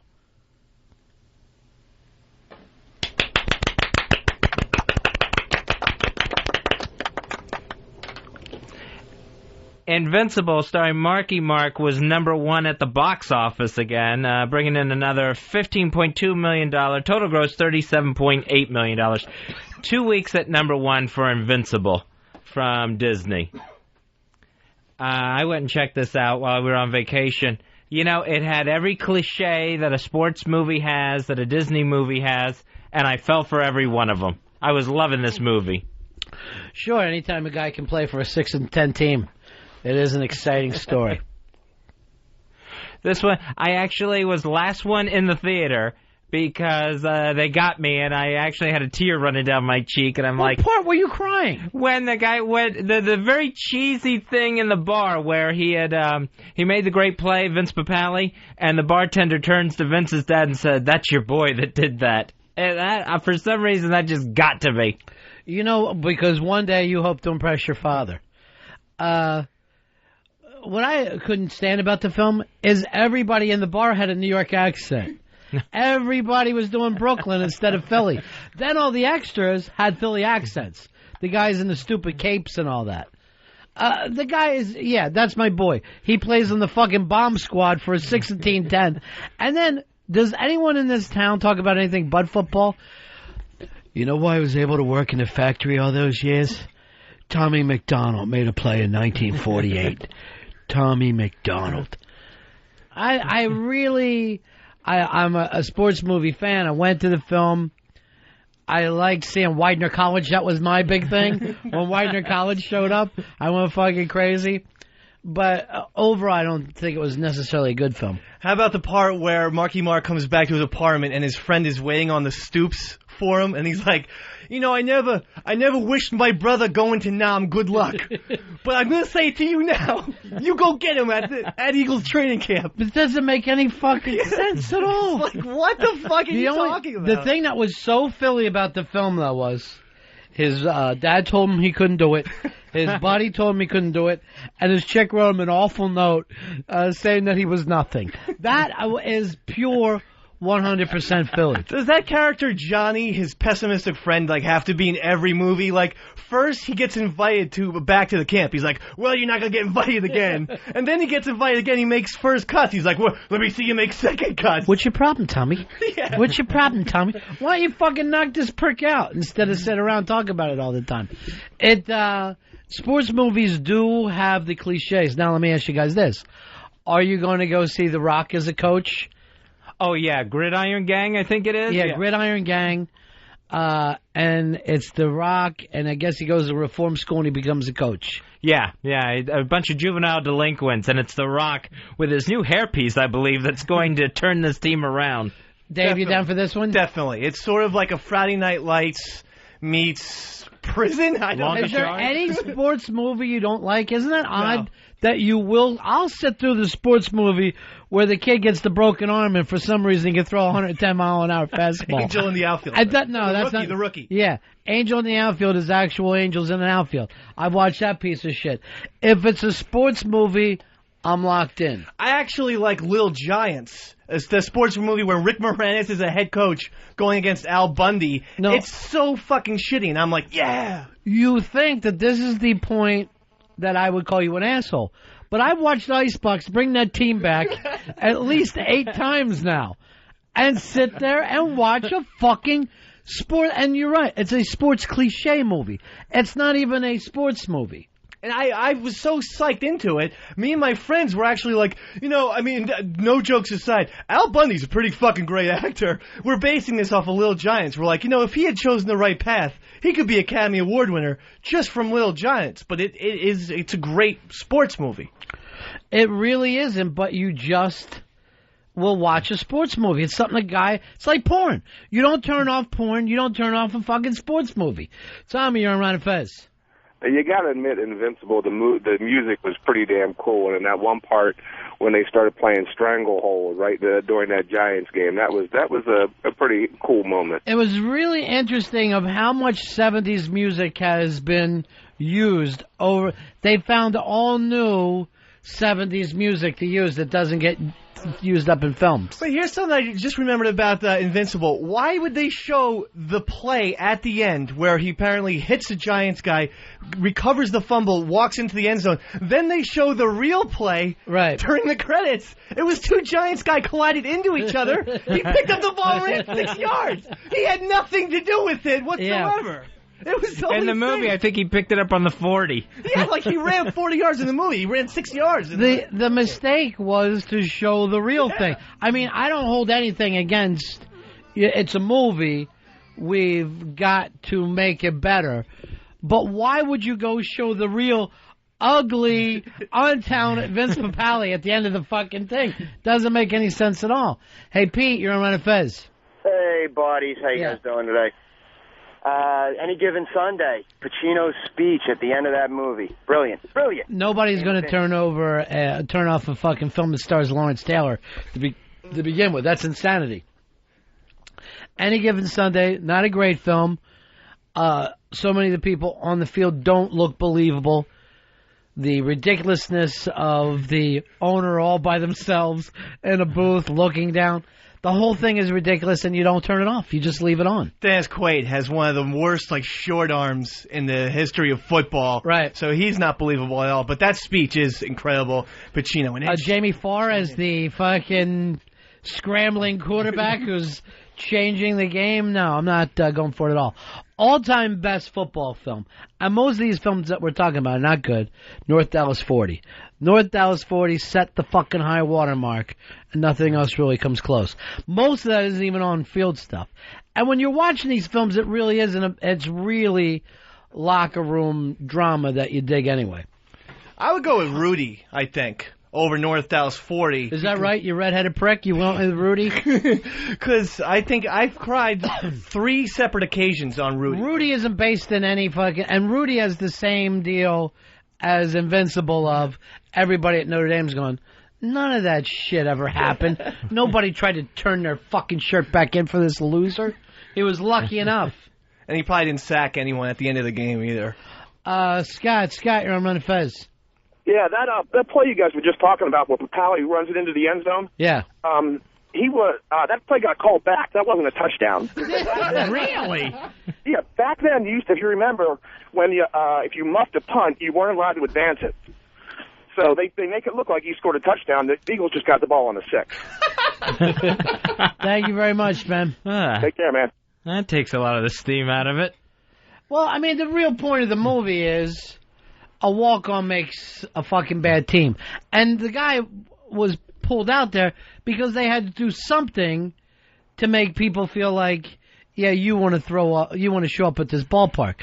Because they're acting like, the vet, that's hallowed ground. The vet was only 6 fucking years old then. And every year was fucking worse than the year before. It was like saying the big sombrero was hallowed ground. They were in the same way when you grew up, Fezzy, with the Buccaneers, where nobody was showing up at ball games. Anthony, you're on Ron and Fez. What's going on, buddies? Yeah. Yo, that stupid movie. It's always on CBS with Hackman and Keanu Reeves, The Replacements. Replacements, Washington Redskins. Dude, there's a part in the movie where Hackman makes this cheesy-ass coach speech. He goes, Falco, I look at you, and I see 2 men, the man that you are and the man that you're capable of being. And one day, those 2 guys will meet, and that's where your greatness will come out. And I'm like, this is fucking Hackman in the shittiest movie of all time, and it's classic. You cannot turn off a sports movie. I'll watch the stupid bowling fucking movie over and over again. Kingpin? Doesn't matter. Love Kingpin with Bill Murray. Love that fucking thing. Ernie McCracken. Joe, you're on Ron and Fez. Hey, Joe. how you doing, guys? Yeah. I wanted to find out if you would put maybe Remember the Titans in your top 10 sports movies. Top 10, no, but I will never turn off Remember the Titans.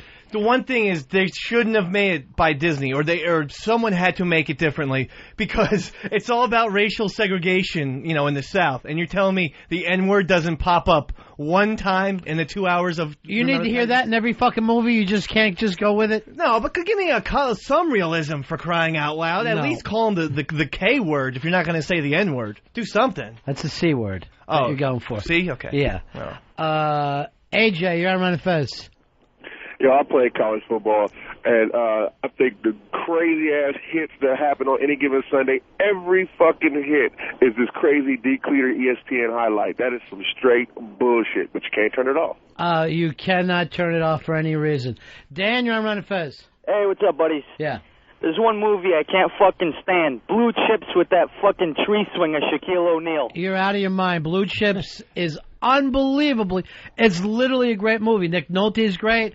The 2/5 of the Orlando Magic that went out and starred in the film were great. Penny Hardaway. It's really a great film. And they got Bob Cousy to play one of the boosters too. Yeah. And he was shooting free throws at one point, and at one point he's like 60 some odd years old, still not missing free throws. That's actually, out of all the films that we're talking about, one of the better ones. Jeremy, you're on Ron and Fez. Hey man, one of the greats, Varsity Blues. Awful movie. I never turn it off. Never fucking turn it off. I don't want your life.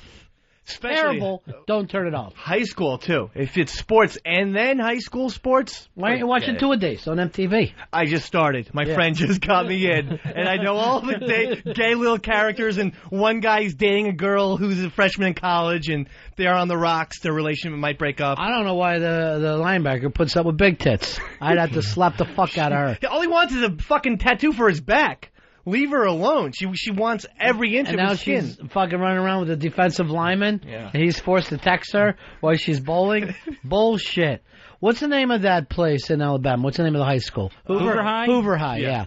Hoover High School. They won something like 4 out of the last 5 Alabama titles.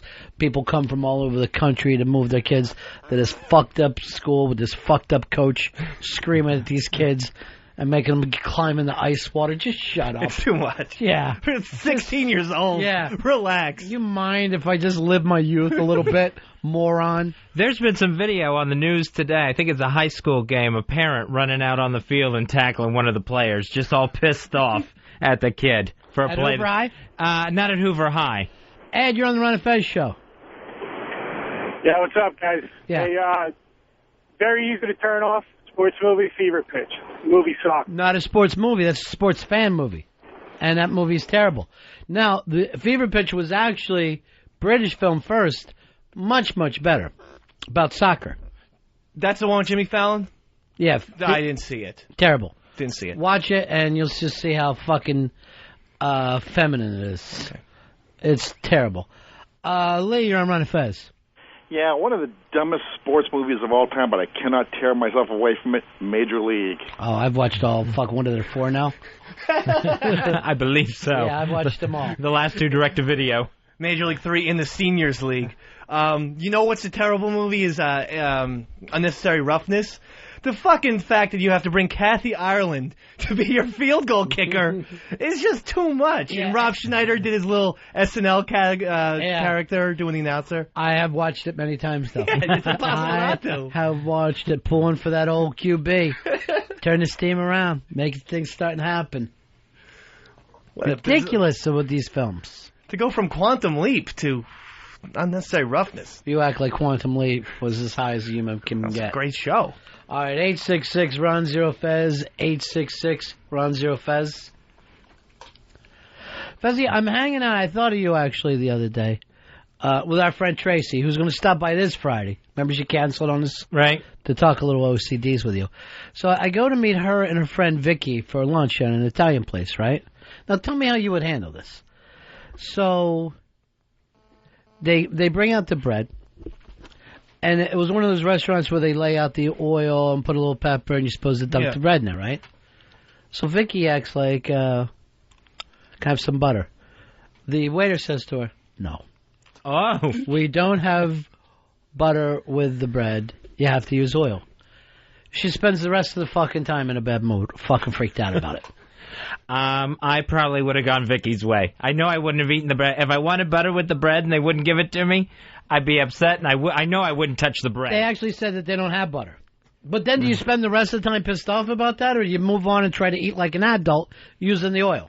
Everything would have just reminded me. If I saw like other people using the oil with the bread, it just would have reminded me and taken me right back to that place with the waiter. Where are you on this one? I side with Vicky because they're lying to her. In order to cook, you need butter. They can't fucking make, you can't make eggs or whatever. You need now butter. You fucking sound like her. So, and now this is what bothers me. This is not my friend. This is a friend of a friend. Okay. So I'm out at a lunch, and I have to hear this fucking person I don't know from anywhere screaming about butter for the rest of the fucking meal. But it's not about butter. It's the fact that the restaurant's lying to her. Well, first of all, let's remember, they set up the way that they want to serve a meal. It's not a diner where you know what I'm saying? Yes. They're saying we serve Italian cuisine the Italian way. Okay. You're not going to get butter in fucking Rome, are you? No. So this isn't a fucking Denny's in Akron. This is a fucking Italian restaurant who's trying to serve you the Mediterranean style. You don't get butter here. So, wait, people who make Italian food never cook with butter? They never cook with butter? I'm telling you that they don't serve butter with their bread over there. All right. That's the fucking gimmick. That's what they want on their table, oil, bread. That's the way they serve it. I had to say this.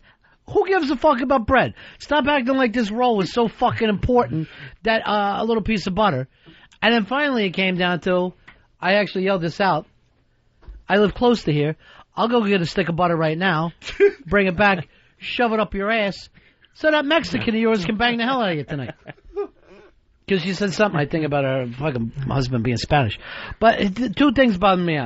Stop acting like a fucking child. Like, I can only have bread and butter like I'm 4. B, you don't know me. Don't fucking ruin my lunch. I'm trying, I can't drink anymore. She's paying too. I don't give a fuck. You're just meeting me. I can't drink anymore. I can't shoot dope. Maybe I can sit down and have a nice fucking friendly lunch without hearing you and your butter problems. She's entitled. She's entitled to good service. Part of going to a restaurant is to get things your way. See? No, I disagree. 100% I disagree. Part of going to a restaurant is to try things that you don't do at home. That's a big fucking point of it. If you go to a diner, yeah, I'm after some comfort food. But if you go to a place that serves seafood, don't start asking for a peanut butter and jelly sandwich. You're not going to get a butter if you're in a Chinese restaurant, are you? No. Well, why do Italians have to have butter? They seem, Caucasians. Caucasians usually like butter. Come on, they're not Caucasians. They're only Caucasians now. They didn't start out that way. Matthew, you're on Ron and Fez. Yeah, listen, Dave, you're an idiot. In fact, Italian food a lot of times doesn't use any cream whatsoever. One of my favorite restaurants, the guy just simply puts on the menus nothing but extra virgin olive oil. He uses no cream whatsoever, and they love olive oil. These people, they're crazy about it. It's good stuff. When I went to Mario's place downtown, the one that has the tapas, they have the olives actually in there, so you're dipping it right in with the olives. It's unfucking believable. What's this woman going to say? I'm gonna have a stick of butter. Enough with the fucking butter, Vicky. I'll slap you so fucking hard. I hate to meet somebody and right away start hearing about what they want, what they don't want. I'll fucking dig your eye out with my thumb. That's what you fucking get. I would have been so embarrassed that I felt like I asked for the wrong thing. That's the one reason why it would have ruined my meal to begin with. I would have been humiliated that we went to a nice place and I thought I did something stupid like that with the waiter. So why let anything ruin your meal? Why not try some new things? Like when we went to the deli that time, you tried to order white bread. You were still ordering like a little kid. They told you, no, this is the way a man orders. And now how would you order it? And you can't get mayo on the brisket. Right. So I That's definitely kosher. That's actually a religion thing. I don't like pushy waiters, though, either. I mean, He's not pushy. He says, we don't serve butter with the fucking bread.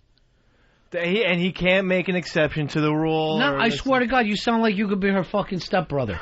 Because she couldn't fucking let go of it.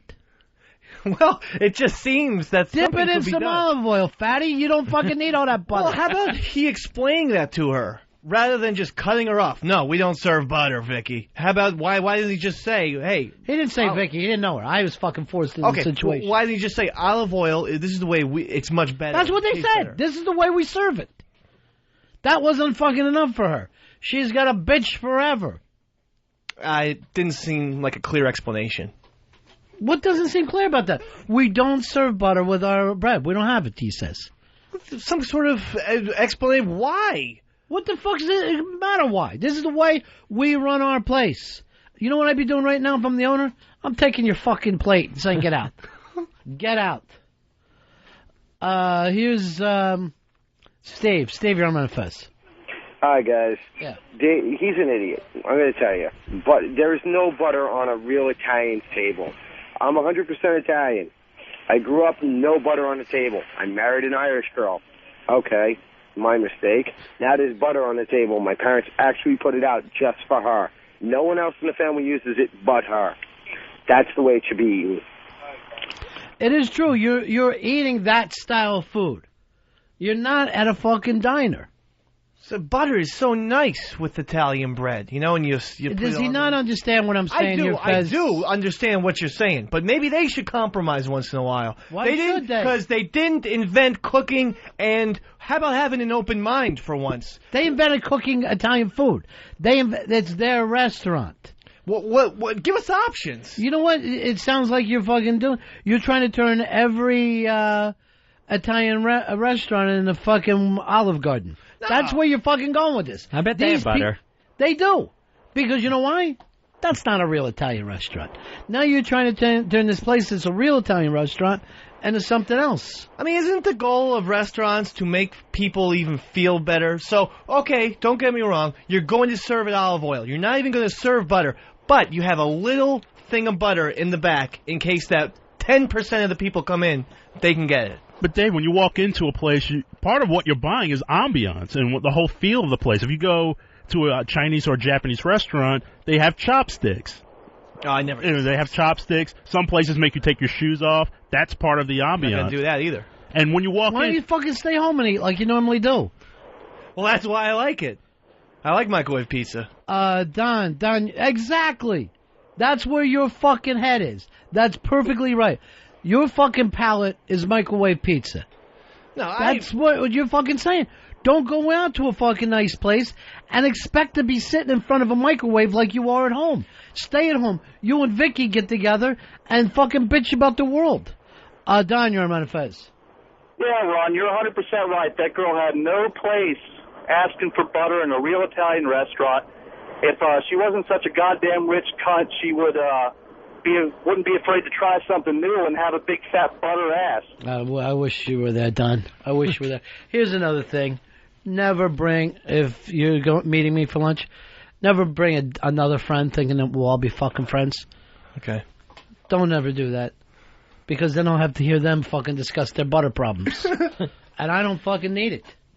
I got enough problems. I had no idea that authentic Italian places don't serve butter. Guess why you don't know that, Fez? Why? You don't go to authentic Italian places. This fucking guy orders Domino's pizza. I kid you not. We used to fight about this every day. I'm going, Fez, there's another place 5 minutes away. And this is when we're in Florida. It's owned by this Italian family. The whole family works there. You go in, they have great, all kinds of food. I don't know. I'm used to Domino's. You're fucking killing yourself. Let me just ask a quick question. Do Italian restaurants make mashed potatoes? No. Okay. You fucking Mick. I didn't know. Of course they don't make a mashed potato. Okay. You worked in a restaurant for how many years? 8 years. They were all Irish places, for crying out loud. Exactly. Well, I'm not totally familiar with Italian cuisine, except for the stereotypical spaghetti, meatballs, and pizza and stuff What's like that? Spaghetti, meatballs, and pizza. All right, here's what you got to understand. When it's a real Italian place, right? Yeah. There's no fucking meatballs. That's an Americanized version of that. When you go to Italy and Rome, they don't have meatballs. Well, they should. They're fucking tasty, is what they are. Motherfucker. No. There's the cowbell. And I'm not fucking around. I'm not fucking around. Get out. I'm going to tell you right now, I do not like people to say shit just to be annoying. Oh. They should. That's not the fucking point of this at all. Here, give me that back. I want to keep it over here. I'm very hesitant. Okay. Just fucking give it to me. All right. Don't fucking perform. Get the fuck out. You're driving me crazy. That they should drove me out of my fucking mind. Here's Tom. Tom, you're on Ron and Fez. How you guys doing? Yeah. I've been in the business for over 25 years, back of the house. Now I sell food. I've worked in Italian restaurants. They always have butter. I mean, what do you make garlic bread with? They don't serve garlic bread at this fucking place. It's not Brooklyn Italian. It's like it's Mediterranean Italian. Alfredo? This is not the fucking suburbs. Yeah, out there you're going to get a big hunk of fucking garlic bread. It's a nice fucking spot. Why can't you sit down and try to eat their cuisine? Why do we have to act like we're sitting on a fucking TV tray every day? See, my problem is I would have had trouble with the rest of the meal, like Vicky, wondering, all right, if I order something else, if I order my entree or whatever, you know, what aren't I going to get with that? Or, you know, thinking that I'm not going to order, the waiter is going to correct me once again.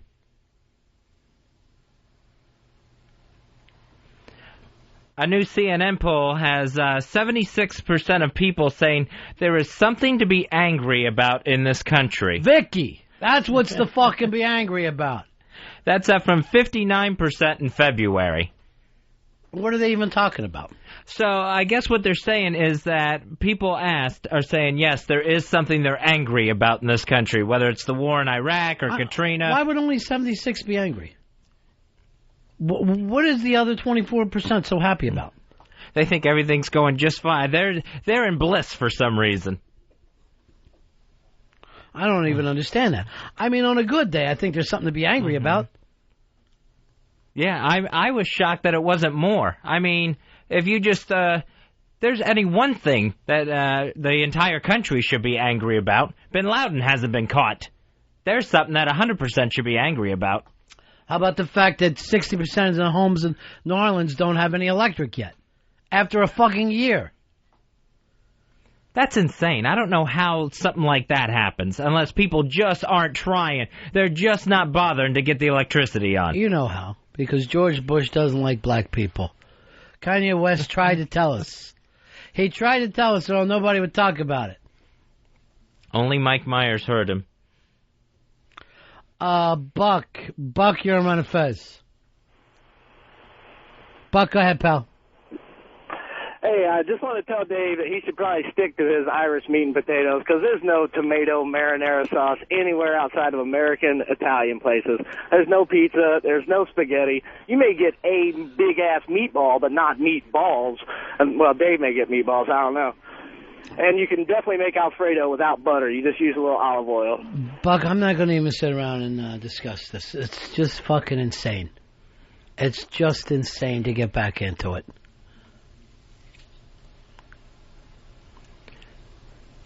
Last night in college football, it was number 11 Florida State, the Seminoles, beating number 12, the University of Miami Hurricanes, 13-10 last night. Fez, I want to thank you for turning me on to the ESPN2 multicasting so I could watch every single angle.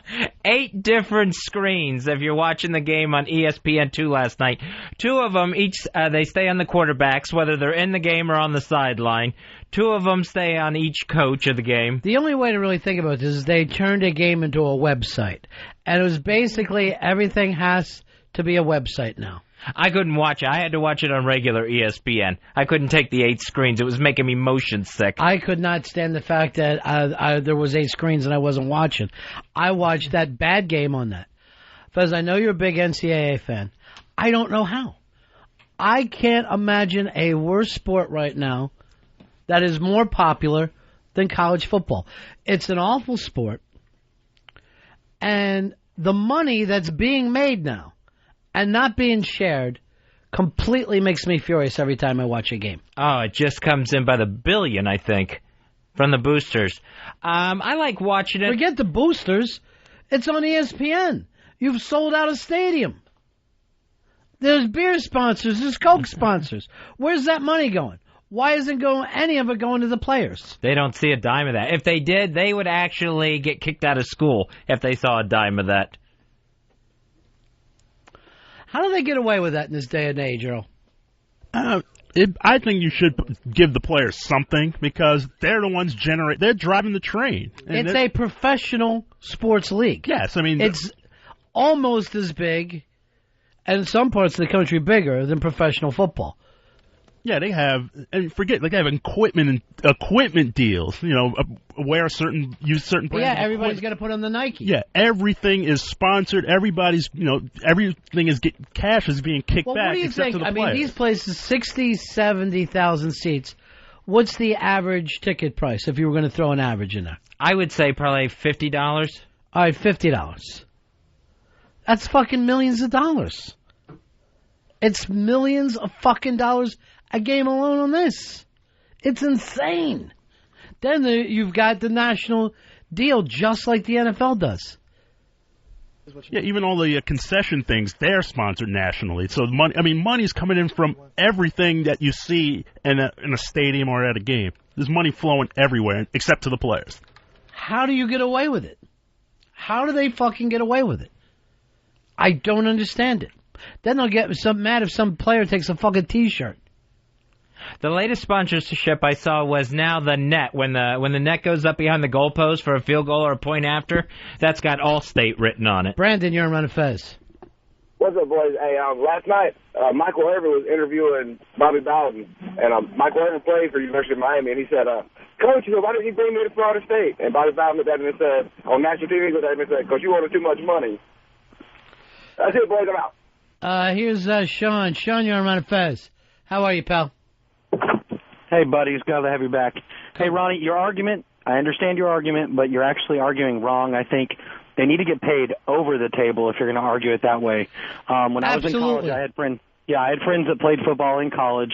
They would talk about going to pick up their checks. Now, they wouldn't go anything past that, but they went to their student-athlete office or whatever. They picked up a check every single week. And then when they went to bowl games, depending on like what caliber of player they were, they got a check at that bowl game. Fez, could he be right about this? I can't imagine that this is right, that the NCAA let this go on.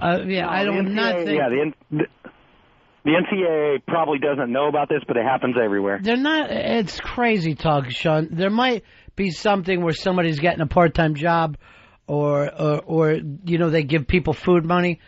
You're not getting any real fucking money for that.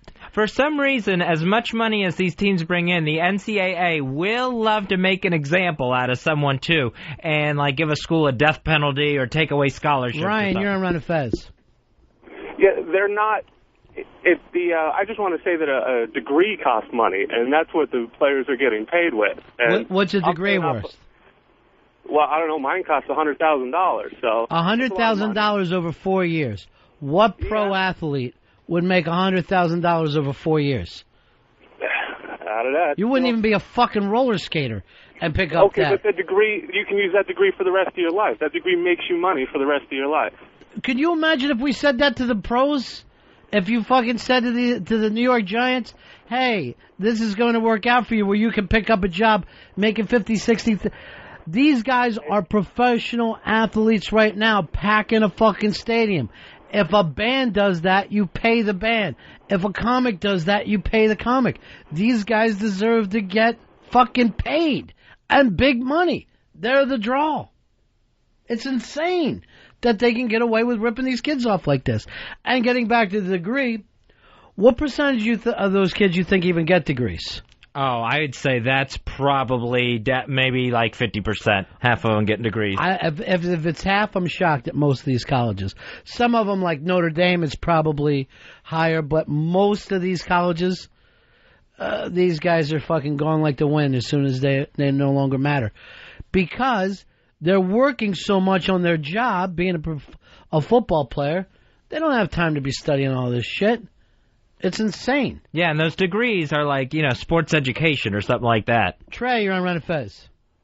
Hey, Ron. Look, I think one of the points that we're overlooking is you take a school, and I have a little background knowledge because my little sister had softball for him.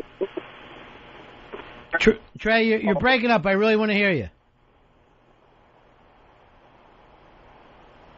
Damn it. Here is Justin. Justin, you're on Ron and Fez. What's going on, guys? Yeah. Hey, it is pretty fucked up that they don't pay them, but the coaches, what the guy was talking about earlier, every week they get a check. The reason why they can get away with that, because they consider it as a stipend. It's for food and whatever else. But the coaches do give them kickbacks on stuff. But then any coach was supposed to lose his gig for that. But stipends, we're not talking about food. We're talking about serious money because it's a professional sport. We're not talking about, Wouldn't it be nice for these guys to make an extra $25,000 or $30,000 a year? These guys should be paid almost as much as they're getting paid in the NFL. They're gigantic. Tom, you're on Ron and Fez. Hey, what's up, buddies? Yeah.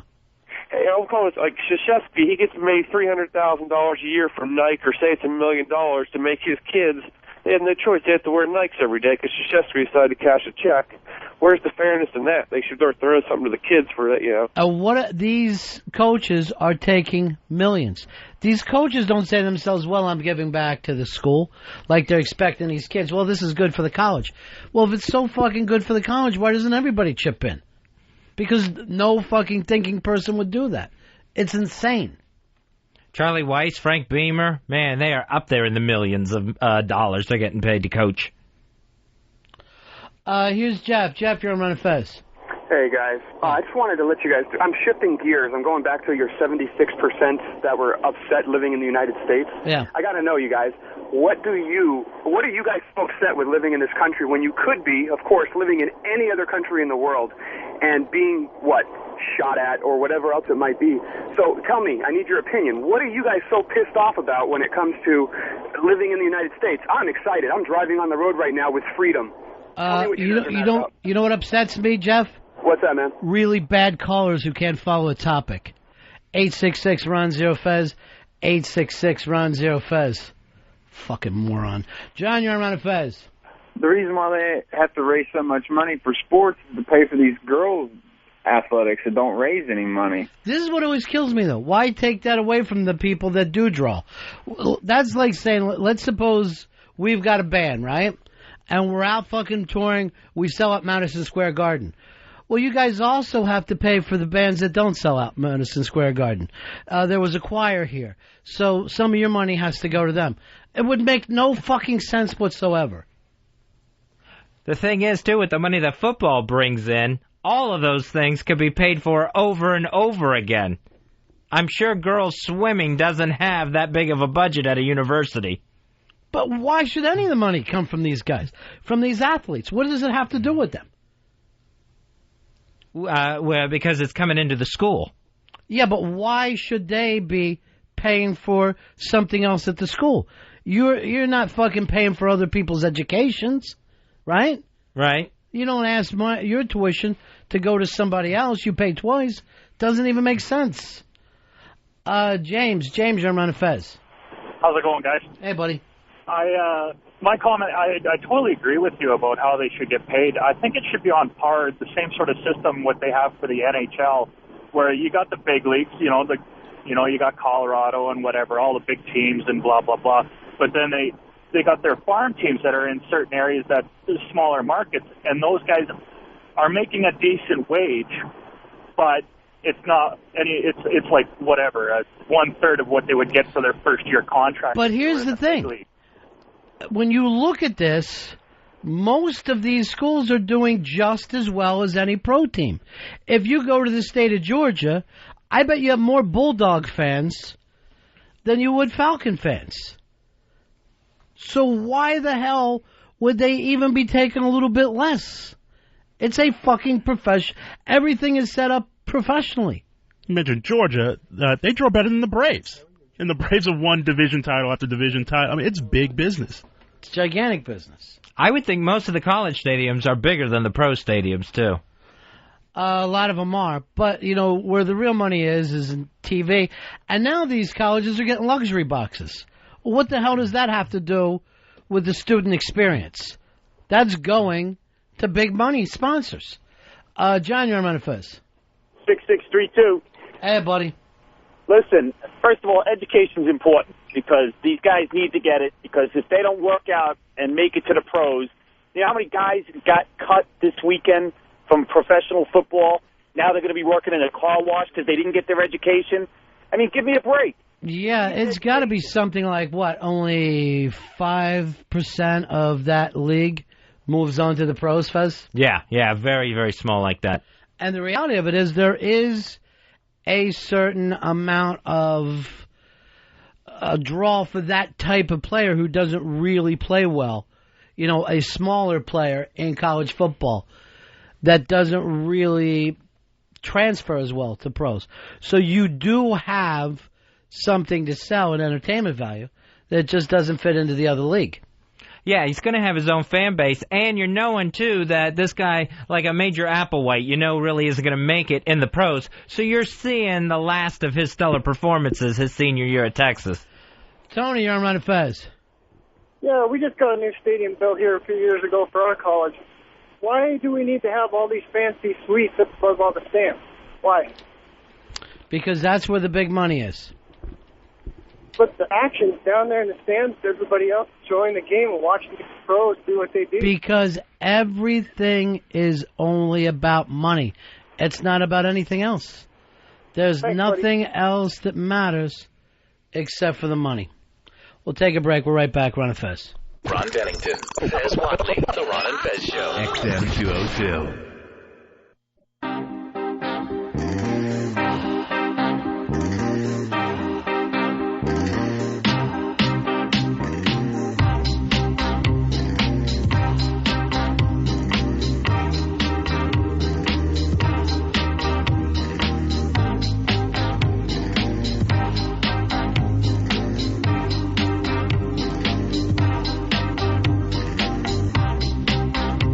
Back with the Ron and Fez Show, back from vacation, live on XM 202. Ron Bennington, Fez Watley, 866-RON-0-FEZ. That's 866-766-0339.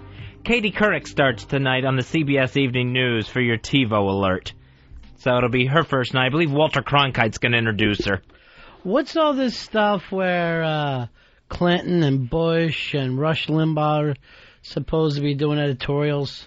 Yeah, I guess it's like on her first episode, she's going to have like a celebrity come by and just give out their opinion on something. Basically doing a Fez editorial. I don't think it's the first episode. I think this is going to be a reoccurring piece that's going to be done on the show. Why doesn't she do it? It's her fucking show. She only gets a half hour. Speaking of Fez editorials, where are they? Well, we haven't done a Fez editorial forever. Why not? I don't know, maybe this Friday we'll get a Fez-atorial back on the air. I'll see how they go with Katie Couric's show first. So also today was Rosie O'Donnell's first day with The View. O&A were doing like a big-ass simulcast for that, but I was on my way in. I didn't get to hear it. Did you see any of it at all? No, I didn't see any of it. Earl? Yeah, it was the Rosie show. She completely dominated. She barely let Barbara get a word in. She really just made her presence felt for the first show. So you feel like she's going to take it over? Yeah, it seems like they're grooming her to really take over that show. Well, not grooming her, but what do you mean? Like to be the only host? Not so much, but just be basically be the Barbara Walters character of the show where she's kind of driving the show. All right, do you remember my Spy Report? Spy Report. Radio Psychic. Radio Psychic. Was that eventually she would be the only member on that show. Because it doesn't make sense to have all these other people when none of them are any good. And Barbara isn't there most of the time anyway. She's had to since Star Jones left, because you couldn't leave it to just Elizabeth Hasselbeck and Joy Behar. And let's face it, Barbara's elderly. If you're ABC and you're looking, hey, who could run this thing for another 10, 15 years, you'd have to think Rosie. They had the story in the news that Barbara Walters told Rosie O'Donnell to stop writing about The View on her blog. I guess not to stop the blog altogether, but don't write about The View on it, online. Earl, what did the boys say about the show? I missed the whole thing. I think I have a T-vote. Yeah, they were ragging mainly on it. Like, how come Barbara's not making eye contact with her? She's not making her presence felt on the show enough. Rosie really was driving the show. Elizabeth Hasselbeck was almost a non-factor, and then once the guests kicked in, Rosie just kept making her presence felt and just saying how happy she is and all of that stuff. So, I think Rosie's going to mainly... What is he saying, Fez? Rosie kept making her presence known. Yeah. I think by walking out on the stage, she did that. She's a big, big act, and I'm telling you, that show's never going to be the same. And they're lucky. They had a shit show before. That show was garbage. Meredith Vieira, she starts hosting the Today Show September 13th. Why so late? I don't know why, unless she's like trying to get in all her vacation time from The View that she had coming to her. Or are they thinking the other two shows are starting big, we'll get more press if we wait a week because the other two shows are going to be bigger. I'm only waiting for one thing, and that's $40 a day, Miss Rachel Ray, to come in and be the new Tony Danza. We got to find out when that starts. I'm not sure when that one starts coming on. Robert, you're on Ron and Fez. Yeah, Ron, man, you're exactly right about The View. I was stuck home today, and it was all about Rosie, like 15 minutes of where have you been, what have you been doing since you left TV, and her and Hasselback will have a fight, and she'll be gone, and then you'll have Joy Behar and Rosie, two comedians, stomping on each other. She'll be gone. It'll all be about Rosie, and to prove it, they even gave away a cruise to everybody in the audience today, so it's already started to be the old Rosie show. I understand that right away Rosie got on the phone and started working her old corporate contacts. So Rosie is behind that gimmick. She is big money for the corporations. We talked about this before. Money is the part that runs the whole deal. Elizabeth Hasselbeck, the first time that she squares up against Rosie, she's going to get fucking ripped in the ass. The problem with Joy Behar is you're the comic on a show where now a much bigger, funnier comic is. There just doesn't seem to be room for those other girls. No. Their roles just aren't going to work. Neither one is strong enough to... So you're with me on this? Rosie takes over the whole show? Yeah, I think so. I love when you come around. I am with you on this one. Good. You were with me on the John Carr. It gives us far less to talk about when we're all together. Unless they decide, they'll try to, replace these women. I want to see what happens with the Star Jones spot now, because they said they wouldn't replace her until they got Rosie in. What else is out there as far as being the new shows, Fez?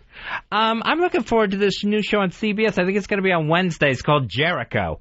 Out of all the promos for new dramas and stuff, that's the one that's caught my eye, where it's Skeet Ulrich and... where everything blows up on his town? Yeah. Yeah, I see this Lost ripoff going nowhere. I saw one, though, that I thought looked interesting.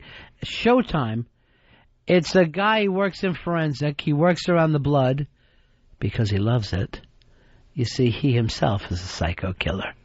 Ah, very nice. So it's a CSI psycho killer, where you're not only chasing psycho killers, you are one. What's nice is with cable, they can get a little bit more gory, a little bit more deeper into it than a CSI could on network television. My problem is whoever remembers Showtime. Out of all the cable channels, I forget Showtime. I also want to check out a show on NBC called Heroes. It's kind of like these people all of a sudden realize that they develop superpowers, I think, and they're being put together into some sort of superhero team. You know who the real heroes are, Fez? Who? Firemen. Oh. Firemen. The heroes of 9/11. When? 9/11. Always hearing that date. It's a week from yesterday. Wow, it seems like it was 5 years ago. Well, the next 9/11 will be a week from yesterday. Oh, my God, what have you heard? Do we have to worry? Oh, I don't mean a terrorist You've heard attack. it here, ladies and gentlemen. I'm at the anniversary. Fez is really laying it out there. According to a new book from a former Bill Clinton aide, President Bush was daydreaming out loud about a submarine blowing up the Clinton Library when he was visiting there in 2004. I guess that's when it opened up. I have no idea what you just told me. President Bush was daydreaming out loud. Yeah, he was at the Clinton Library, I guess when it opened, and was thinking out loud to a former Clinton aide. They were looking at the Mississippi River, and he said, a submarine could come up here and blow up this whole place. So he was daydreaming out loud, and the person thought, this is odd. I'm not sure I get the story. So I'm trying to think if there's another way that I could say it. Did anyone know that did he know people heard him say it? Oh, yeah, he actually said it to this Clinton aide. Why wouldn't he just say it? Daydreaming out loud. Now, was he saying like this would be funny or it would be a bad thing? Just like he was observing it. He saw the security in the Mississippi River off of the library, and was saying a submarine could come up through there and blow this place up. So blowing up the Clinton Library must have been on his mind at some point. So now that's in a new Clinton book. Ben Roethlisberger, the good luck continues. He's going to miss the season opener for the Steelers due to an emergency appendectomy that he had to have done. Is that anything to do with his accident? No, nothing to do with the motorcycle accident. Just that he can't stay out of the hospital for more than a month at a time. So they think he'll be there for the second game, but he's going to miss the season opener. I think that's against the Dolphins. Here's Terry, you're on Ron and Fez. An emergency, Terry? Yeah, buddy. What's up, man? Hey, I'd like to see old Fezzy on The View. Because he would play a good Ramon. Southern Pest wannabes. You cannot get worse. Hey, Rob, you're on Ron and Fez. Hey, guys, how you doing? Just wanted to call in about the college football thing. I played Division I ball at Kansas State. I got my own radio show, so. I know, and I'm proud of you, buddy. All right, well, okay. Let's call it a tie then. Some players do get paid. What happens is, if you live outside of the dorm, they'll give you the equivalent monthly of what it would cost for them to put you up in the dorm. So usually your seniors and juniors can live off campus. So they do get a check, the equivalent of what it would cost. Like $1,000 a month. Oh, no. It's way less than that. It's about back when I played in the early 80s, it was $225 a month. Yeah, well, that's not the kind of money that we're really talking about here. 866-RON-0-FEZ. Hey, Josh, you're on Ron and Fez. Yeah, buddy, Fez is wrong about it. Where the Clinton Library overlooks the Mississippi River, that's the Arkansas River that runs through Little Rock. The Mississippi runs down the state line between Tennessee and Arkansas. Oh, okay, I got the river wrong. I got a feeling the whole story is just false. Where did you get that one from? That was CNN. Just seemed wacky to me. CNN.com is where I saw that one. I just don't even have a grip on it yet. And I just thought it was weird that someone would comment out loud. Even if you're thinking, yeah, a submarine could blow up this whole place, I just thought it was odd to say it out loud. Especially in this day and age. There's a German company, they're trying to create an airline strictly for smokers. So it'll be called Smint Air, short for Smokers International Airline. This comes up about once every 6 months. They run a couple of times, then that ends it. Yeah, this is supposed to, I guess, run flights between Germany and Japan. That, I think, is the scary part, not the smoking on board. The fact that Germany and Japan might be getting back together here. Well, were they ever actually together? Well, was there ever a time where, like, German troops were fighting shoulder to shoulder with Japanese? You know what? I don't know who called them the Axis powers. Like, did they declare themselves the Axis powers, or is that a nickname we gave them? It seems like when all the trouble started, they both happened to be fighting everybody at the same time, so they got lumped in together, but I didn't see them hanging out much. I think it was after we declared war on Japan, Germany declared war on us. So I don't know if there's any sort of agreement that goes into that. So they think hopefully smoking can make a comeback on this airline. I don't see it happening whatsoever. I think once smoking is out of a place, they're going to totally keep it out of a place. That flight I had to Florida was just awful the Friday before vacation. It's one of those things where the bad weather rolled in, so everything got slowed down. Had another one of those hour waits on the runway.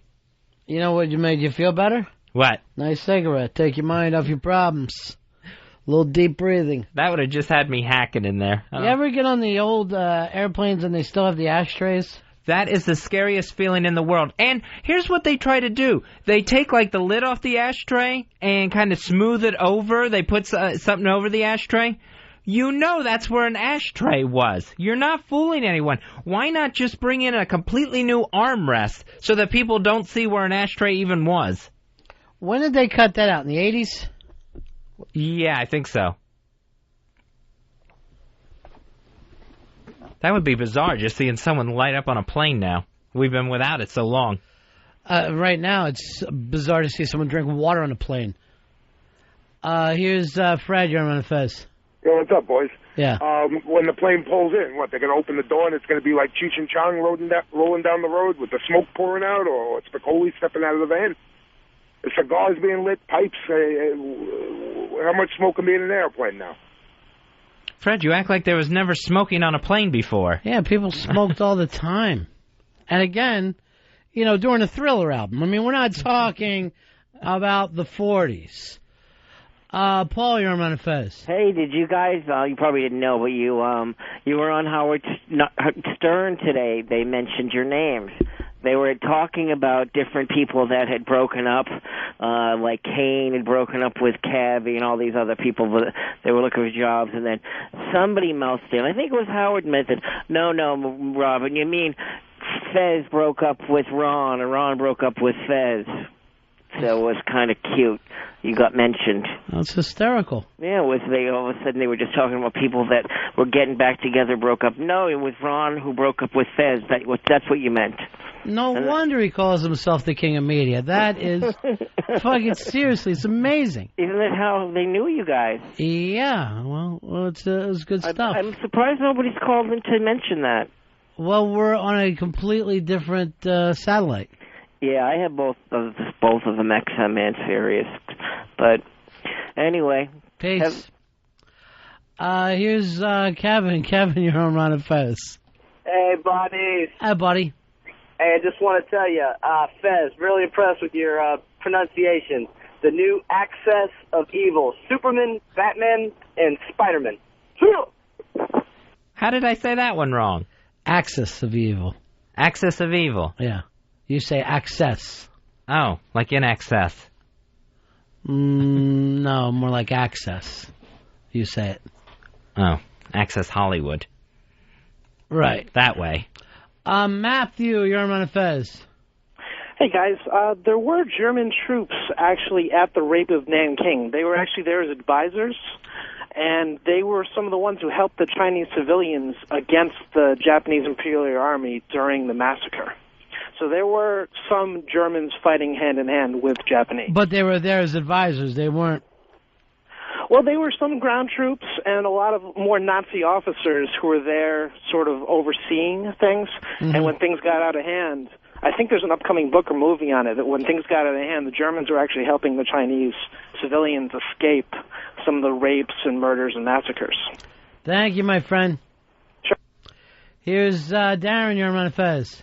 Hey, buddies, the Axis of Evil was a quote from Winston Churchill, who was a big smoker, I might add. He was a very large smoker and a terrific drinker. Man would drink himself till he passed out every night. I know there's a story about him visiting the White House where he was waking up the servants or something like that. He was just wandering around trying to find some liquor in the place. Pissed in the Lincoln bedroom, standing up, just all fucked up, didn't know what he was doing. Probably walking around nude. Yeah. Here's Scott. Scott, you're on the Ron and Fez show. Go ahead, Scotty. Hey. Yeah. Hey, talking about the smoking on the plane.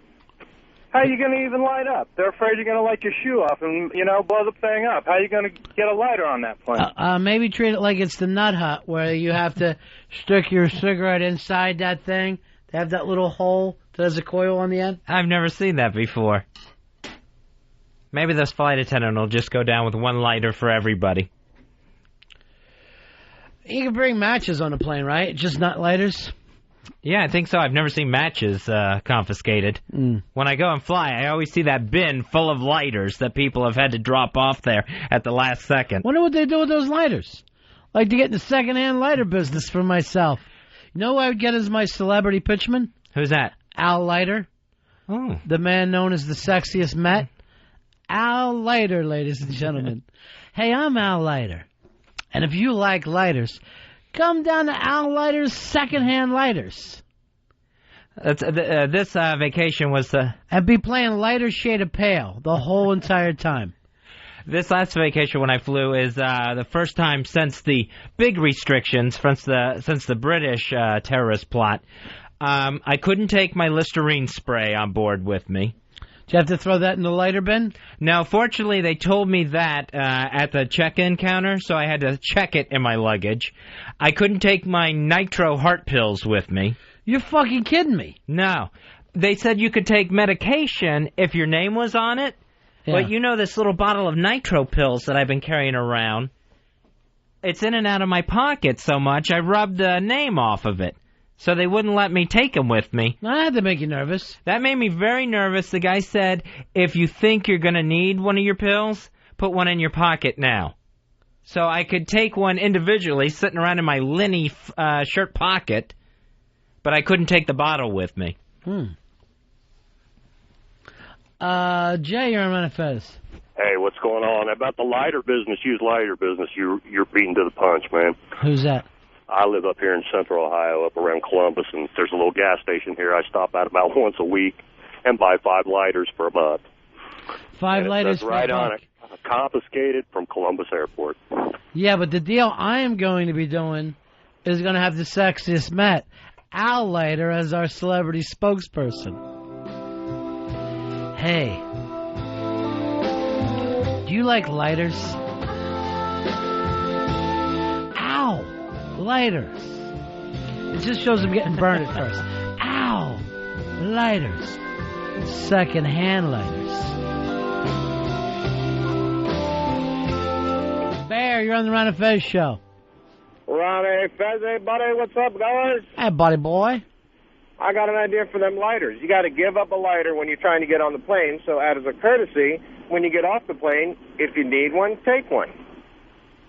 You could do the same thing with all the makeup. I like that idea. I know it's a little socialist, somewhat communist, but I like the idea. You could put the airline logo on that lighter. Why would you have to put the airline logo on it? It's fucking...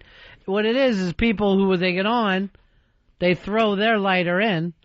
When they get off, they just go pick up a lighter that somebody else threw in the other way. Oh, I thought they were getting like a brand new lighter. Provided by the airlines. I don't know where you would get that from the conversation that we're having.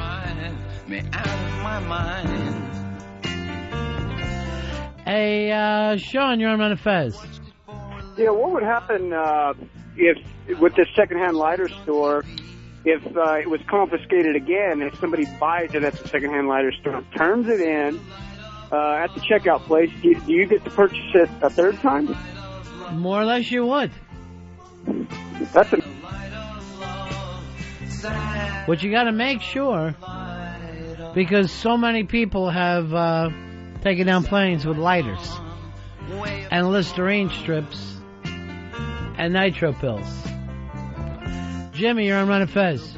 Hey, what's up, buddies? Yeah. Listen, I wanted to call out that guy in Columbus. They don't resell those lighters. They throw them in the garbage. I work at the Cleveland Hopkins Airport here, so I know they get thrown away. You can buy lighters 8 for $1 at the Mark stores, but they'll blow up in your hands because they're like little miniature blowtorches. Later, guys. Thanks. Satellite of love. Satellite of love. Satellite of love.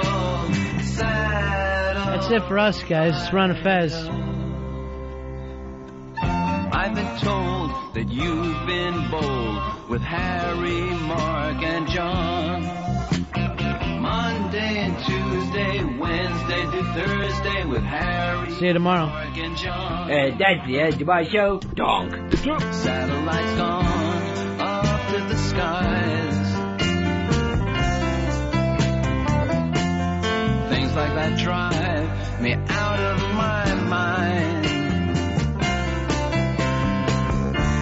I watched it for a little while. I love to watch things on TV. Satellite of love. Satellite of love. Satellite of love. Satellite of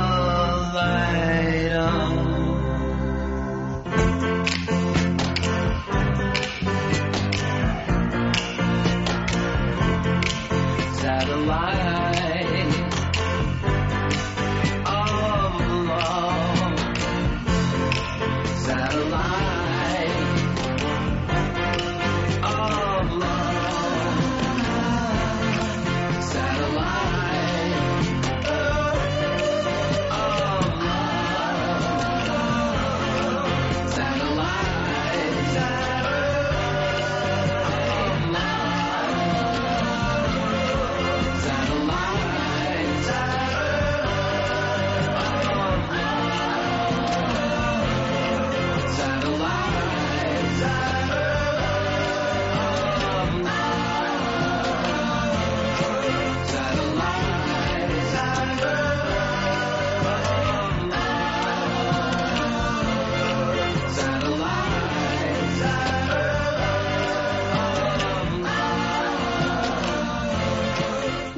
Houston. Fez Watley, The Ron and Fez Show. XM 202.